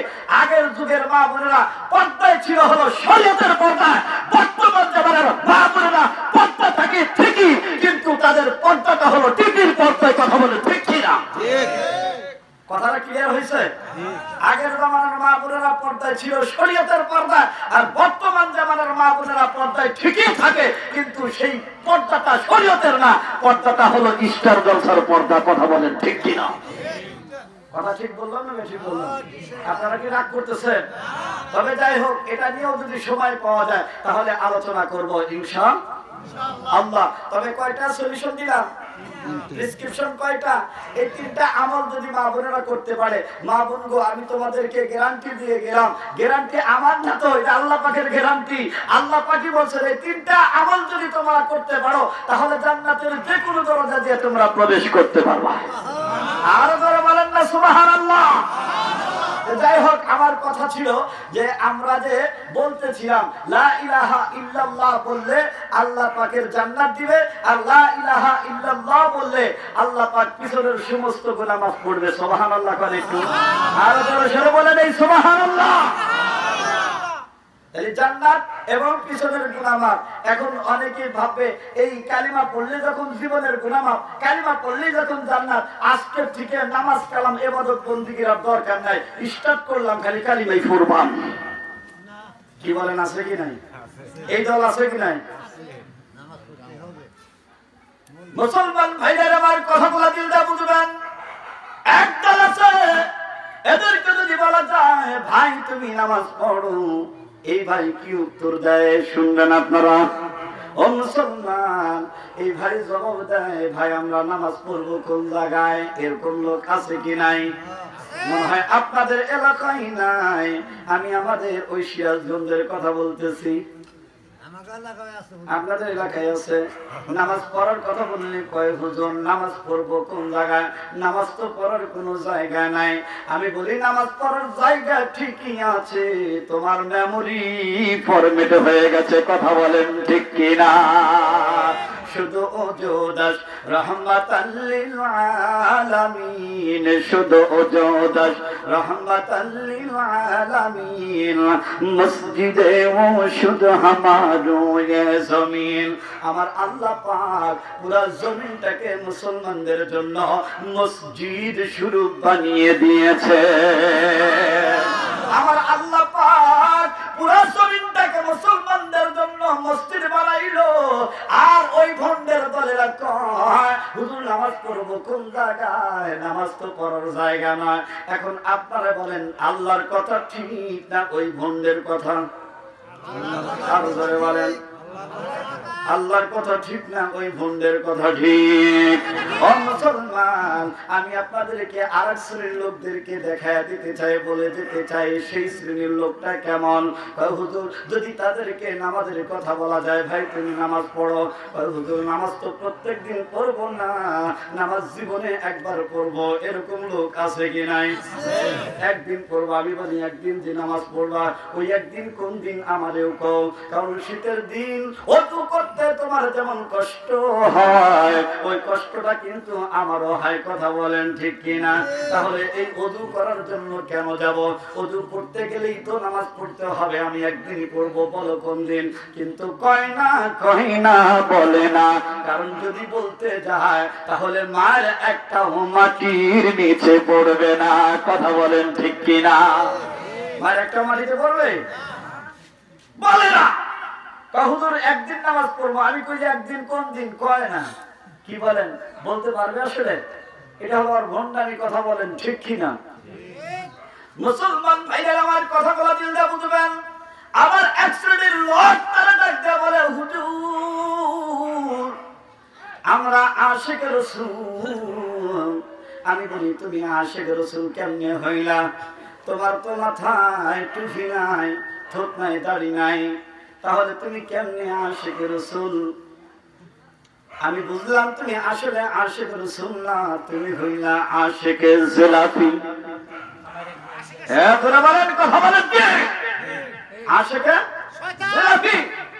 মুসলমান ভাইরা আমার, যাকে নামাজের কথা বলা যায়, সুন্নতের কথা বলা যায়, মাথায় টুপি দেওয়ার কথা বলা হয়, দাড়ি রাখার কথা বলা হয়, তোমাকে নামাজের কথা বলা হয়, কিন্তু তুমি নামাজও পড়ো না, সুন্নতের ধারো না, মাথায় টুপি দাও না, পাঞ্জাবিও গায়ে দাও না, আবার দাড়ি রাখো না। তোমাকে এই সমস্ত কথা বললে তুমি বলো এগুলার কি দরকার? তারপরও সে কিন্তু আশিক রাসূল দাবি করে। শুধু তাই নয়, বড় বড় দেওয়ালে লেখা রাখে বিশ্ব আশিক রাসূল। কথা বলেন ঠিক কিনা? ও মুসলমান, মুসলমান, আমি আপনাদেরকে বলতে চাই ও কিন্তু আসলে সত্যিকার আশিক রাসূল না, ও হলো বিশ্ব আশিকে শয়তান। কথা বলেন ঠিক কিনা? ওরে ও ভণ্ড বাবা, ওরে ও পাগলা বাবা, রোজ হাসরে দেখিবে তোমার কোন বাবা। ওরে ও খাজা বাবা, ওরে ও পাগলা বাবা, রোজ হাসরে দেখিবে তোমার কোন বাবা। রোজ হাসরে দেখিবে তোমার কোন বাবা। কোরআনের ধার ধারে না, মাজারেতে গাঁজা খায়, লোপা লোপা চুল রেখেছে, শিকল পড়া সারা গায়। একজনও ঠিক করে না। আপনারা বোঝেন নাই না? ভয় পেতেছেন আপনারা, কিন্তু জোরে জোরে বললেন না। আপনারা জোরে জোরে বললে আপনাদের পাশে কিন্তু শিয়াল আছে, আপনাদের আওয়াজটা যদি কোনো রকম ভাবে শিয়ালের কানে যায়, ও মুসলমান, যাওয়ার সময় কিন্তু আপনাদেরকে শিয়াল খাবলা দিব। কথা বলেন ঠিক কিনা? ঠিক। তাও ঠিক না? দেখছেন কি যে বলে না, এটা বলে না। দেখছেন বলবে না, জোরে জোরে বলবে না, যাওয়ার সময় শিয়ালে খাবলা দিব কইছি, কয় ঠিক। কি যে বলে না, এটাও বলে না। কথা বলেন ঠিক কিনা? আরে জোরে বলেন, জোরে বলেন, ইমানের আওয়াজে বলেন, কথা বলেন ঠিক কিনা? কোরআনের ধার ধরে না, মাজারেতে গাঁজা খায়, লোপা লোপা চুল রেখেছে, শিকল পড়া সারা গায়। কথা বলেন ঠিক কিনা? মোছে ঢেকেছে মুখ, দাড়ি রাখার কোনো নাম নাই, মোষ কিন্তু বড় বড় রাখছে। কথা বলেন এরকম লোক আছে কি নাই? ও মুসলমান, এমন ভাবে মোষ রাখছে, একজনে একদিক থেকে আঙ্গাইতে হয়, আরেকজন আরেক দিক থেকে আঙ্গাইতে হয়, মাঝখান থেকে আরেকজন তার ভিতরে ঢুকাইতে হয়। খাবার পরিবেশন করতে একজন নয়, দুইজন নয়, তিনজন লাগে। ও মুসলমান, তারপরও যদি আপনি বলেন সে আশিক রাসূল, আমার বলার কিছুই নাই, আমি তাকে কিন্তু আশিকে শয়তান বলে যাব। আশিকে শয়তান। কথা বলেন ঠিক কিনা? সে আসলে আশিকে রাসূল না, সে হলো আশিকে শয়তান। কথা বলেন ঠিক কিনা? বাংলার জমিন কোন ভণ্ডারির জমিন নয়। কথা বলেন ঠিক কিনা? এই বাংলার জমিন শাহজালালের পূর্ণভূমি জমিন। এই বাংলার জমিনে ভণ্ডামি করবা, ভণ্ডামি করে তোমাদের পার পাওয়া যাবে না। এই বাংলার জমিনে ভণ্ডামি করবাতে তোমাদেরকে সাইজ করতে আমরা মুসলমান যথেষ্ট। কথা বলেন ঠিক কিনা? আমরা মুসল্লি, সাধারণ মুসল্লি, ইমানের যারা আমরা মুসল্লি, এই মুসল্লিরা তোমাদেরকে সাহায্য করতে আমাদের কিন্তু বেশি সময় লাগবে না। কথা বলে ঠিক কিনা? বাংলার জমিনে ভণ্ডামি করবা না। যদি ভণ্ডামি করতে হয় তাহলে বাংলাদেশ ছেড়ে করো, আমাদের কোনো আপত্তি থাকবে না। কিন্তু এই বাংলার জমিনে ভণ্ডামি করার জায়গা পীরগিরিয়ার মাজার পূজা, দেশটা গেছে জুড়িয়া, সেটা কিজের ভণ্ডামিতে দেশটা গেছে ভরিয়া। কথা বলেন ঠিক কিনা? পীরগিরিয়ার মাজার পূজা, দেশটা গেছে জুড়িয়া, সেটা কিজের ভণ্ডামিতে দেশটা গেছে ভরিয়া। গাজার কলকে টান্না দিয়া, গাজার কলকে টান্না দিয়া, দেখাই খাজার শান। ওরা শিক্ষিত শয়তান, ওরা শিক্ষিত শয়তান, ওরা শিক্ষিত শয়তান, ওরা শিক্ষিত বেঈমান। কথা বলেন ঠিক কিনা? রাগ করতেছেন আপনারা?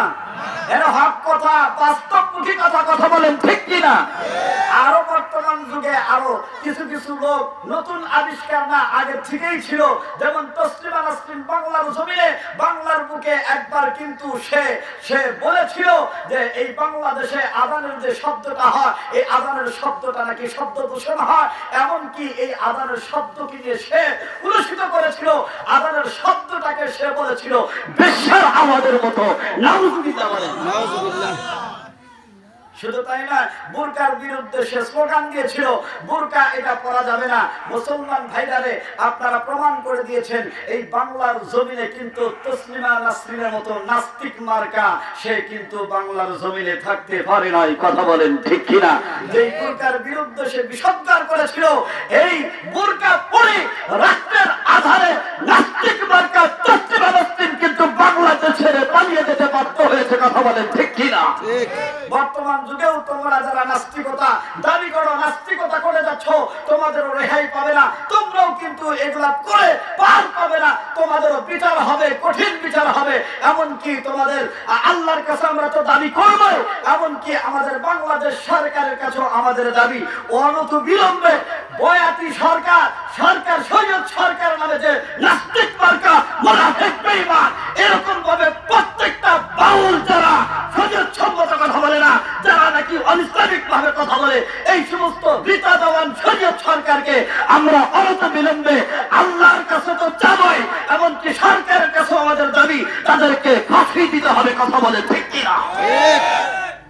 নাস্তিকতা নিপাত যাক, দিন ইসলাম জিন্দাবাদ। নাস্তিকতা নিপাত যাক, দিন ইসলাম জিন্দাবাদ। কোটি প্রাণে ডাকি যাবাস, খোদাদ্রোহী ছাড় পাবে না, এই বাংলায় ঠাই হবে না। মুসলমানরা দেখেছে আর ও তোর কদমের সামনে চল, চলো চলো সামনে চল, বজ্র কণ্ঠে আওয়াজ তোল, সবাই মিলে একই তালে দাও না স্লোগান, লাগাইবে তাকবীর আল্লাহু আকবার।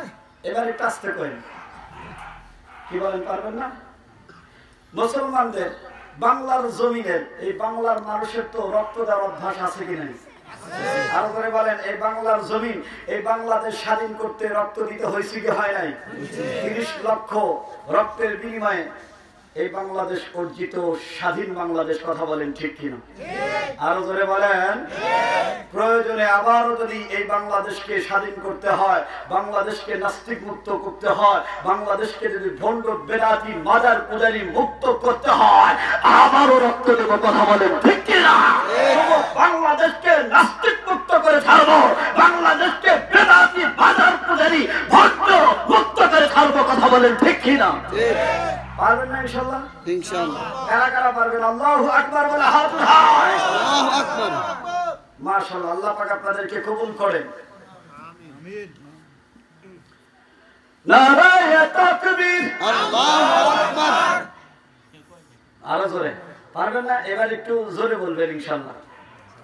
নাস্তিকতা নিপাত যাক, দিন ইসলাম জিন্দাবাদ। নাস্তিকতা নিপাত যাক, দিন ইসলাম জিন্দাবাদ। কোটি প্রাণে ডাকি আওয়াজ, খোদাদ্রোহী ছাড় পাবে না, এই বাংলায় ঠাই হবে না। মুসলমানরা জেগেছে আর হো তোর কদমের সামনে চল, চলো চলো সামনে চল, বজ্র কণ্ঠে আওয়াজ তোল, সবাই মিলে একই তালে দাও না স্লোগান, লাগাইবে তাকবীর আল্লাহু আকবার, নারায়ে তাকবীর আল্লাহু আকবার। দিন ইসলাম, দিন ইসলাম কায়েম হোক, কায়েম হোক, জিন্দাবাদ জিন্দাবাদ, জিন্দাবাদ দিন ইসলাম। নারায়ে তাকবীর আল্লাহু আকবার। ইসলামের জন্য যাদের হয়েছে জন্ম, ইসলামের বিরুদ্ধে গেলে দেশ হবে ভিন্ন। এই কথা বলেন ঠিক কিনা? ইসলামের জন্য যাদের হয়েছে জন্ম, ইসলামের বিরুদ্ধে গেলে দেশ হবে ভিন্ন। ইসলামের বিরুদ্ধে যারা নিয়েছে অবস্থান, এই বাংলায় ঠাই হবে না তো হিন্দুস্তান। ঠিক। আরো জোরে করলাম। আরে সাক্ষী করেন আল্লাহর কাছে, এই বাংলাদেশের নাস্তিক বেঈমান মুরতাদদের জায়গা হবে না, হতে পারে না। কথা বলে ঠিক কিনা? যদি নাস্তিকরা বাংলাদেশকে দখল করতে চায়, ভণ্ড বেদাতি বাজার পূজারীরা বাংলাদেশ তোমরা মনে করো, তোমরা যদি মনে করে থাকো বাংলাদেশকে আমরা দখল করব না, বাংলার জমিনের মুসলমান এখনো মরে না। কথা বলেন ঠিক কিনা? এদের রক্ত দেওয়ার অভ্যাস আছে, প্রয়োজনেও আবারও রক্ত দেব। তবুও তোমাদের মতো নাস্তিক মুরতাদ বেঈমান বেদাতি বাজার পূজারী ভণ্ড মুক্ত করে ছাড়বো ইনশাআল্লাহ। কথা বলেন ঠিক কিনা? এই বাংলার জমিনে যদি তোমাদের ভালো না থাকে তাহলে কোনে যাও? হ্যাঁ মুসলমান কোথায় যাবে? হিন্দুস্তান যাও, ওখানে যা যাবো না তাই করো গা, তাতে আমাদের কারো আপত্তি থাকবে না। কথা বলেন ঠিক কিনা? ওখানে যা নাস্তিকতা করো, না বেঈমানি করো, না বেদাতি করো, না মাজার পূজারি করো, না মুরতাদগিরি করো, না আর কিছু করো না, তাতে আমাদের কোনো আসে যায় না। কথা বলেন ঠিক কিনা? কিন্তু বাংলার জমিনে থাকতে হলে ভালো মানুষ হয়ে থাকতে হবে। কথা বলেন। এই সমস্ত ভণ্ড বেদাতীদেরকে যদি দূর করার জন্য যদি একবার আবারও ময়দানে নামতে হয়, তাহলে কি আপনারা পারবেন না? ইনশাআল্লাহ। ইনশাআল্লাহ। যদি রক্ত দিতে হয় পারবো না? ইনশাআল্লাহ। ইনশাআল্লাহ। যদি বাংলাদেশের কোন হাক্কানি আলেম এবং মর্দে মুজাহিদ যদি বলে বাংলার জমিনের প্রত্যেকটা মুসলমানদেরকে ঘর থেকে বেরিয়ে আসতে হবে, মুসলমানদের দেশকে রক্ষা করার জন্য, ঈমানকে রক্ষা করার জন্য, নাস্তিক মুক্ত বাংলাদেশকে করার জন্য, বেদাত মুক্ত বাংলাদেশকে করার জন্য, মাজার পূজার থেকে বাংলাদেশকে মুক্ত করার জন্য, তাহলে আমরা বাংলার মুসলমান আমরা সকলেই এক বাক্যে দেখিয়ে দেব, না আমরা বাংলার মুসলমান থাকতে বাংলাদেশকে কলুষিত করতে দিতে পারি না, হতে পারে না। কথা বলেন ঠিক কিনা? রাজি আছেন ইনশাআল্লাহ? ইনশাআল্লাহ। ঈমান দিতে রাজি, কিন্তু বাংলাদেশকে আমরা বেচা দিতে রাজি নেই। কথা বলেন ঠিক কিনা? আল্লাহ পাক আমাদের সকলকে ঈমানের বদৌলতে বাংলাদেশকে নাস্তিক মুক্ত করেন, বেদাত মুক্ত করেন। সকল বলি আমিন। আপনারা রাগ করতেছেন নাকি? এই যে আশিক রাসূল যে শব্দগুলো আমি বললাম, এই আশিক রাসূল আমি দুইটা শব্দ বানাইছি। আশিক রাসূল আল্লাহর রাসূলকে ভালোবাসা, এটা এক প্রকার না, এটা এখন হয়েছে দুই প্রকার। কয় প্রকার? দুই প্রকার। একটা হলো রাসূলকে ভালোবাসি, এটা হলো আসল। আর একটা হলো রাসূলকে ভালোবাসি, এটা মুখে ভালোবাসি কিন্তু অন্তরে নয়, এটা হলো নকল। কথা বলেন। আপনারা মনে হয় একটু রাগ করতেছেন মনে হয়। এরপরে আমি আমার মূল আলোচনায় যাব ইনশাআল্লাহ। কত ভাবে? আস্তাগফিরুল্লাহ। আমি কি আমার পেশাল শেষ করছি? এখন আপনারা বলেন, আমি যে আপনাদের সামনে বলছিলাম যে পেশাল করব, এতক্ষণ যা বলছি সবগুলোই কিন্তু পেশাল। কি বলেন? বলেন, কথা বলেন পেশাল না কোরআন হাদিস থেকে কথা বলেন? প্রত্যেকটা কথাই কিন্তু আমি কোরআন এবং হাদিস থেকে উদ্ধৃতি দিয়েছি, কোরআন এবং হাদিস থেকে আমি কথা বলেছি। কথা বলেন ঠিক কিনা? কিন্তু এটাই মায়ের যে পেশাল অর্থ কি? কোরআন হাদিসের আলোচনা। কথা বলেন ঠিক কিনা? এখন রাসূলকে ভালোবাসা, এটা কয় প্রকার? দুই প্রকার। এবং আপনাদের এটাও মনে হয় আপনারা বুঝতে পারছেন যে আমি প্রত্যেকটা যে কথাগুলো বলতেছি, প্রত্যেকটা কথাই আমি উদাহরণের সাথে বলতেছি, যাতে আপনাদের বুঝতে কষ্ট না হয়, অতি সহজে আপনারা বুঝতে পারেন। কথা বলেন ঠিক কিনা? আসল এবং নকল ভালোবাসার দুই প্রকার, একটা হলো আসল আর একটা হলো নকল। আপনাদের এলাকার কথা বলবো না, কারণ আপনারা যদি আবার রাগ করেন, এই জন্য আমরা সিরাজগঞ্জের কথা কই। এক এলাকার মধ্যে একজন লোক বুজুর্গ ব্যক্তি বোঝেন তো, আল্লাহওয়ালা। এই আল্লাহওয়ালা ব্যক্তিকে এলাকার সবাই ভালোবাসে। ভালোবাসাটা কোন পর্যায়ে? যদি ভালো করে দিল লাগায় শোনেন, কান লাগায় শোনেন, তাহলেই বুঝতে পারবেন যে এই ভালোবাসাটা আসল না নকল। আমি আপনাদের সামনে আগে নকলের উদাহরণটা দেব, তারপরে আমি আসলের উদাহরণ দিয়েই আমি আমার মূল আলোচনায় যাব ইনশাআল্লাহ। এক এলাকার মধ্যে একজন বুজুর্গ ব্যক্তি, এলাকার সবাই তাকে মহব্বত করে, ভালোবাসে। মহব্বত করে ঘটনাক্রমে একজন যুবক ওই বুজুর্গ ব্যক্তির বাড়িতে বেড়াইতে গেছে। বুজুর্গ ব্যক্তির সাথে কথোপকথন, আলাপ আলোচনা হয়েছে। যুবক ব্যক্তি চলে আসবে এমত অবস্থায় এই যুবক ওই বুজুর্গ ব্যক্তির বালিশের নিচে হাত দিয়েছে। কোথায়? একটু বুঝা থাকলে কোন কোন জায়গায় হাত দিছে? বালিশের নিচে। বালিশের নিচে যখন হাত দিছে, দেখে একটা দাড়ি। কি দেখছে? গাড়ি। ওই মুসলমান, বালিশের নিচে গাড়ি থাকতে পারে? এত বড় জিনিস কি বালিশের নিচে থাকবে নাকি? দাড়ি। আবার বলতে পারেন হুজুর নারীও তো থাকতে পারে, বালিশের নিচে কি পুরাটাই নারী থাকতে পারবে? আরে না, দাড়ি বালিশের নিচে দাড়ি পইড়া রয়েছে। যুবক ভাবছে এই দাড়ি তো সাধারণ ব্যক্তির দাড়ি না, এই দাড়ি হলো আমাদের এলাকার, অত্র এলাকার বুজুর্গর দাড়ি। অতএব এই দাড়ির মধ্যে আল্লাহর রহমত ও বরকত আছে। এই জন্য এই যুবক রহমত আর বরকত মনে করে পরিশেষে নিয়ে আসছে তার বাড়ি। সুবহানাল্লাহ বলেন না? রহমত আর বরকত মনে করে তার বাড়িতে নিয়ে গেছে। ঘটনাক্রমে যে যুবক নিয়ে আসছে, এই যুবকের বাড়িতে আরেকজন যুবক আসছে বেড়াইতে। তার সাথে কথোপকথন আলাপ আলোচনা হয়েছে, হওয়ার পরে চলে আসবে। এই যুবকও করছে কি, ওই যুবকের বালিশের নিচে হাত দিয়েছে, দেখে একটা দাড়ি। মনে করেন না আমার দিকে তাকায় তাকা ভাবতেছেন হুজুর এতক্ষণ তো যে কথাগুলো বলছেন এগুলো তো কোরআন হাদিস থেকে বলছেন এবং বানানো কোনো কথা না। আমি এখনো বানানোর কথা বলছি না। থানবী রহমতুল্লাহ নাম শুনছেন আপনারা? এই থানবী রহমতুল্লাহর কিতাব থেকে নকল করছি আমি। এই যুবকও ওই যুবকের বালিশের নিচে হাত দিয়েছে, দেখে একটা দাড়ি। এই দাড়ি যখন দেখছে, দেখার পরে তার ভিতরে একটা শুরু হয়েছে যে কি ব্যাপার, এই যুবকের থোত নাই তো দাড়ি নাই, তাহলে এই দাড়িটা তার বালিশের নিচে আসলো কোথা থেকে? এই জন্য তাকে জিজ্ঞেস করছে, ভাই আমি একটা কথা জিজ্ঞেস করবার চাই। বলে কি কথা? আপনার বালিশের নিচে একটা সুন্দর, এত সুন্দর একটা দাড়ি দেখলাম, এই দাড়িটা আপনি কোথায় পেয়েছেন? যদিও প্রথমে বলতে চায় না, পরিশেষে পিরাপিরি করার পর, বারবার বলার পরে সে বলছে যে ভাই আমাদের এলাকায় অমুক একজন বুজুর্গ ব্যক্তি আছে না? বলে আছে। ওই বুজুর্গ ব্যক্তির বাড়িতে বেড়াইতে গেছিলাম, আমি তার সাথে কথোপকথন করার পরে বালিশের নিচে হাত দিলাম, দেখলাম একটা দাড়ি। পরিশেষে ওই দাড়িটাই বরকত মনে করে নিয়ে আসছি আমার বাড়ি। সুবহানাল্লাহ কোন? আর এই যুবক কয় এই বরকত আমারও দরকার, এই বরকত আমারও দরকার। এবার এই যুবক ওই বুজুর্গ ব্যক্তির বাড়িতে বেড়াইতে গেছে, যা বলতেছে তার সাথে কথোপকথন আলাপ আলোচনা হয়েছে। এবার বুজুর্গ জিজ্ঞেস করছে, ভাই তুমি কেন আসছো? কয় হুজুর মনে কিছু না নিলে আমি আসছিলাম আপনার কাছে একটা দাড়ি নেওয়ার জন্য। কিসের জন্য? দাড়ি নেওয়ার জন্য। এখন আপনারাই বলেন, একজনের বাড়িতে চাউল না থাকলে, ডাউল না থাকলে, মরিচ না থাকলে, তেল না থাকলে, লবণ না থাকলে একজন আরেকজনের বাড়ি থেকে ধার নেয়, এটাই কিন্তু স্বাভাবিক। কথা বলেন ঠিক কিনা? গ্রামের মধ্যে কিন্তু এটা চলে। কিন্তু একজন আরেকজনের কাছ থেকে দাড়ি নিছে, এই কথাটা জীবনে শুনছেন আপনারা? কিন্তু এই বেড়াই তো ছায়া বসছে, হুজুর আমি আসছি আপনার কাছে একটা দাড়ি নেওয়ার জন্য।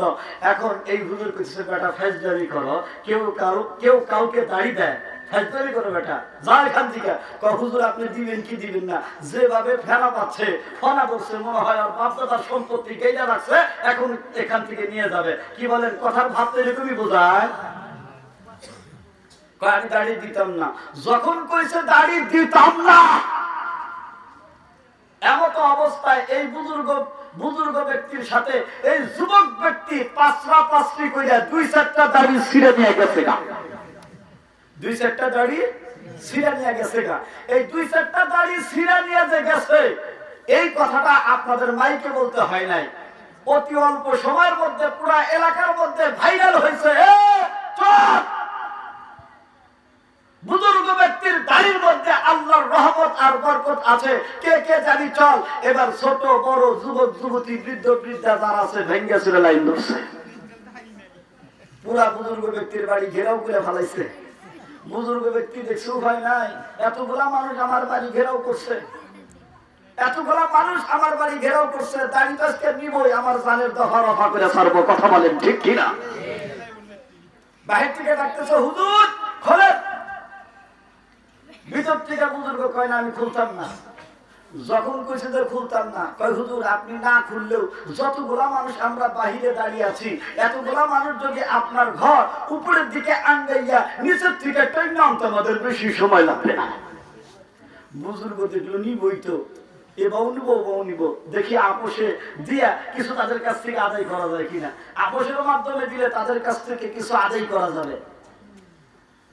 যাই হোক, যখন বলছে যে আপনি দাঁড়ান না যান, আমরা নিচের থেকে টাইনা আনবো, ঘর উঁচা করে আমরা নিচের থেকে আপনাকে টাইনা আনবো, এই কথাটা যখন বলছে, তখন বুজুর্গ ব্যক্তি দেখলো এবাও নিব ওবাও নিব। অতএব দরজা খুললে দিলে অন্তত ঘরের দরজা জানলা টিন আর যা আছে বেড়া বুড়া সব ভালো থাকবে। কথা বলেন ঠিক কিনা? তাহলে আপোষেই দিয়ে দেয়। পাশাপাশি দেখি দুইটা আপত্তি কইলেই দেখি, যদি আপত্তি করে মানে এক নাম্বার আপত্তি করছে। এবার ঘর থেকে খিল খুইলা এবার সবাইকে উদ্দেশ্য করে সালাম দিয়েছে, আসসালামু আলাইকুম ওয়া রাহমাতুল্লাহি ওয়া বারাকাতুহু। এবার এলাকার সবাই তার সালামের জবাব দিয়েছে। সালামের জবাব দেওয়ার পরে বলছে, ভাইজানেরা আপনারা কেন আসছেন? কই হুজুর আমরা তো কি লেগেছি এটা আপনি আরো আগে থেকেই জানেন। কই আপনারা দাড়ি নেবেন? বলে হ্যাঁ। দাড়ি নেবেন, ঠিক আছে, তবে দাড়ি নিবেন এটা আমি বুঝলাম, তবে দাড়ি নেওয়ার জন্য দাড়ি আমি আপনাদেরকে দিব, তবে আপনারা মনে রাখেন আমি আপনাদেরকে দুইটা শর্ত দিব। কয়টা শর্ত? আরো জোরে বলেন। দুইটা শর্ত। এই দুইটা শর্ত যদি আপনারা মানেন গো, তাহলে আমি নির্দ্বিধায়, আমার কোনো আপত্তি থাকবে না, আমার যত কষ্ট হোক আমি আপনাদেরকে দাড়ি দিয়ে দেব। এই দুইটা শর্ত কি আপনারা মানতে রাজি আছেন? বলে কি দুইটা শর্ত? কয়া ফেলান। এবার এলাকার লোকদেরকে ডাক দিয়ে কয়, ভাইজানেরা গো, আমি এক নম্বর শর্ত দিতে চাই, এখানে আপনারা যারা উপস্থিত সকলকেই নামাজ পড়তে হবে, আপনারা পড়বেন সবাই। এবার এলাকার সবাই ডাক দিয়ে কয়, হুজুর মনে রাখেন আমরা সবাই নামাজ পড়বো, তবে ভুলে যায়েন না আমরা কিন্তু আপনার দাড়ি নিয়েই ছাড়ব। আপনি যত শর্তই দেন না কেন আপনি মনে রাখেন আমরা কিন্তু দাড়ির কথা বলবো না, দাড়ি কিন্তু আমরা নিয়েই ছাড়বো। এখন ওই বুজুর্গ ব্যক্তি ওই সমস্ত লোকদেরকে সামনে পাইয়া নামাজের দাওয়াত দিতে পারছে। আমিও তো আজকে আপনাদেরকে ভাগে পাইছি, আমি যদি আপনাদের কাছে নামাজের দাওয়াত দিই তাতে কি আমার গুনাহ হইব? কবিরা গুনাহ? কোনো গুনাহ হবো না তো? তাহলে দাওয়াত দেই কোন না, একটু আমার অনুমতি দেন না, কোন না কি বলে নামাজের দাওয়াত দিব? মুসলমান ভাইরা নামাজ পড়লে আমার আল্লাহ তাআলার হুকুম পালন হয়। কথা বলেন ঠিক কিনা? নামাজ পড়লে আমার আল্লাহ তাআলার হুকুম পালন হয়, তাতে আমার আল্লাহ খুশি হয়ে যায়। সুবহানাল্লাহ বলেন। ও মুসলমান, আমি আপনাদেরকে বলতে চাই, নামাজ পড়লে শুধু আল্লাহ পাকের হুকুম পালন হয়, আল্লাহ পাক খুশি হয় এমনটি নয়। নামাজ পড়লে আমার আল্লাহ তাআলা নামাজের বদৌলতে যাবতীয় সমস্যার সমাধান আমার আল্লাহ করে দেয়। সুবহানাল্লাহ কোন? নামাজ পড়লে সমস্ত রকমের বিপদ আপদ থেকে হেফাজত করেন কে? আল্লাহ। আরো জোরে বলেন। এই বিশ্বাস আমাদের আছে তো? নামাজ পড়লে নামাজের মাধ্যমে নামাজ পড়ার বদৌলতে আমার আল্লাহ তাআলা সমস্ত রকমের বিপদ আল্লাহ পাক কাটিয়ে দেন। সুবহানাল্লাহ কোন? এর একটা উদাহরণ যদি আমি আপনাদের সামনে বলি যে নামাজ পড়লে যাবতীয় সমস্যার সমাধান আমার আল্লাহ করে দেয়, আমি কি সেই উদাহরণটা আপনাদের সামনে দিব? বলেন। উদাহরণটা দিব যাতে আপনাদের বুঝতে সহজ হয়। ও মুসলমান ভাইরা রে, মুন্সি আব্দুল আজিজ জুমার দিন চকে কাজ করতেছিল। মুন্সি আব্দুল আজিজ কাজ করা অবস্থায় জুমার মসজিদ থেকে আযানের শব্দ শুনতে পেরেছে। হাইয়ালাস সালাহ হাইয়ালাল ফালাহ, আসো নামাজের দিকে, আসো কল্যাণের দিকে। এই শব্দটা যখন মুন্সি আব্দুল আজিজের কানে গেছে, ও মুসলমান একজন মুসলমান তার জন্য সর্বপ্রথম কাজ হইল, আযানের শব্দ যখন কানে যায় তখন তার সর্বপ্রথম কাজ হইল আল্লাহ পাকের নামাজ, তারপরে হলো অন্য কোন কাজ। কথা বলেন ঠিক কিনা? কিন্তু বর্তমান জামানায় আমরা মুসলমান এমন লেবিন্ডিশ মার্কা মুসলমান হয়ে গেছি, আযান দেওয়ার পর আমরা আরো কাজের মধ্যে মনোযোগ দিই বেশি। কথা বলেন ঠিক কিনা? তবে আপনাদের এলাকার কথা বলি না, আমরা অনেক দূরের কথা কই, আপনারা রাগ করেন না। এই এলাকা আছে নামাজের আযান যখন দেয় তখন দেখা যায় কাজের স্পিড আরো বাড়ে, আছে কি নাই? কাজের স্পিড বাড়ে। মুসলমান ভাইরা আমার কথাগুলো দিলটা বুঝবেন। অথচ একজন মুসলমান তার তো ভিতরে এরকম থাকার কথা না, তার তো ভিতরে এরকম মন মানসিকতা থাকার দরকার। ও মুসলমান, আমি একজন মুসলমান, আমার যত রকমের কাজ থাকুক না কেন আগে আল্লাহর হুকুম নামাজ, তারপরে হইল বাকি দুনিয়ার কাজ। চিল্লায় বলেন কথা ঠিক কিনা? সে আব্দুল আজিজ তাদের মধ্যে একজন। তিনি একজন নামাজি, তিনি কিন্তু কোনো আলেম ছিলেন না, শুধু একজন মুন্সি ছিলেন। তারপরেও নামাজের মহাব্বত তার এমন দিলের মধ্যে, এত মহাব্বত নামাজ তার ভিতরে। ও মুসলমান, আমাদের মধ্যে অনেক এমনও আছে এখনো পর্যন্ত দুনিয়ার যত কাজই করুক না কেন, যদি নামাজের সময় আসে আগে আগে নামাজ পড়ে নাই। কথা বলেন ঠিক কিনা? নামাজ না পড়লে খাওয়ার পর্যন্ত ভালো লাগে না, এরকম মুসল্লি এখনো আছে কি নাই? হ্যাঁ, খাওয়া 2 বেলা খাইব।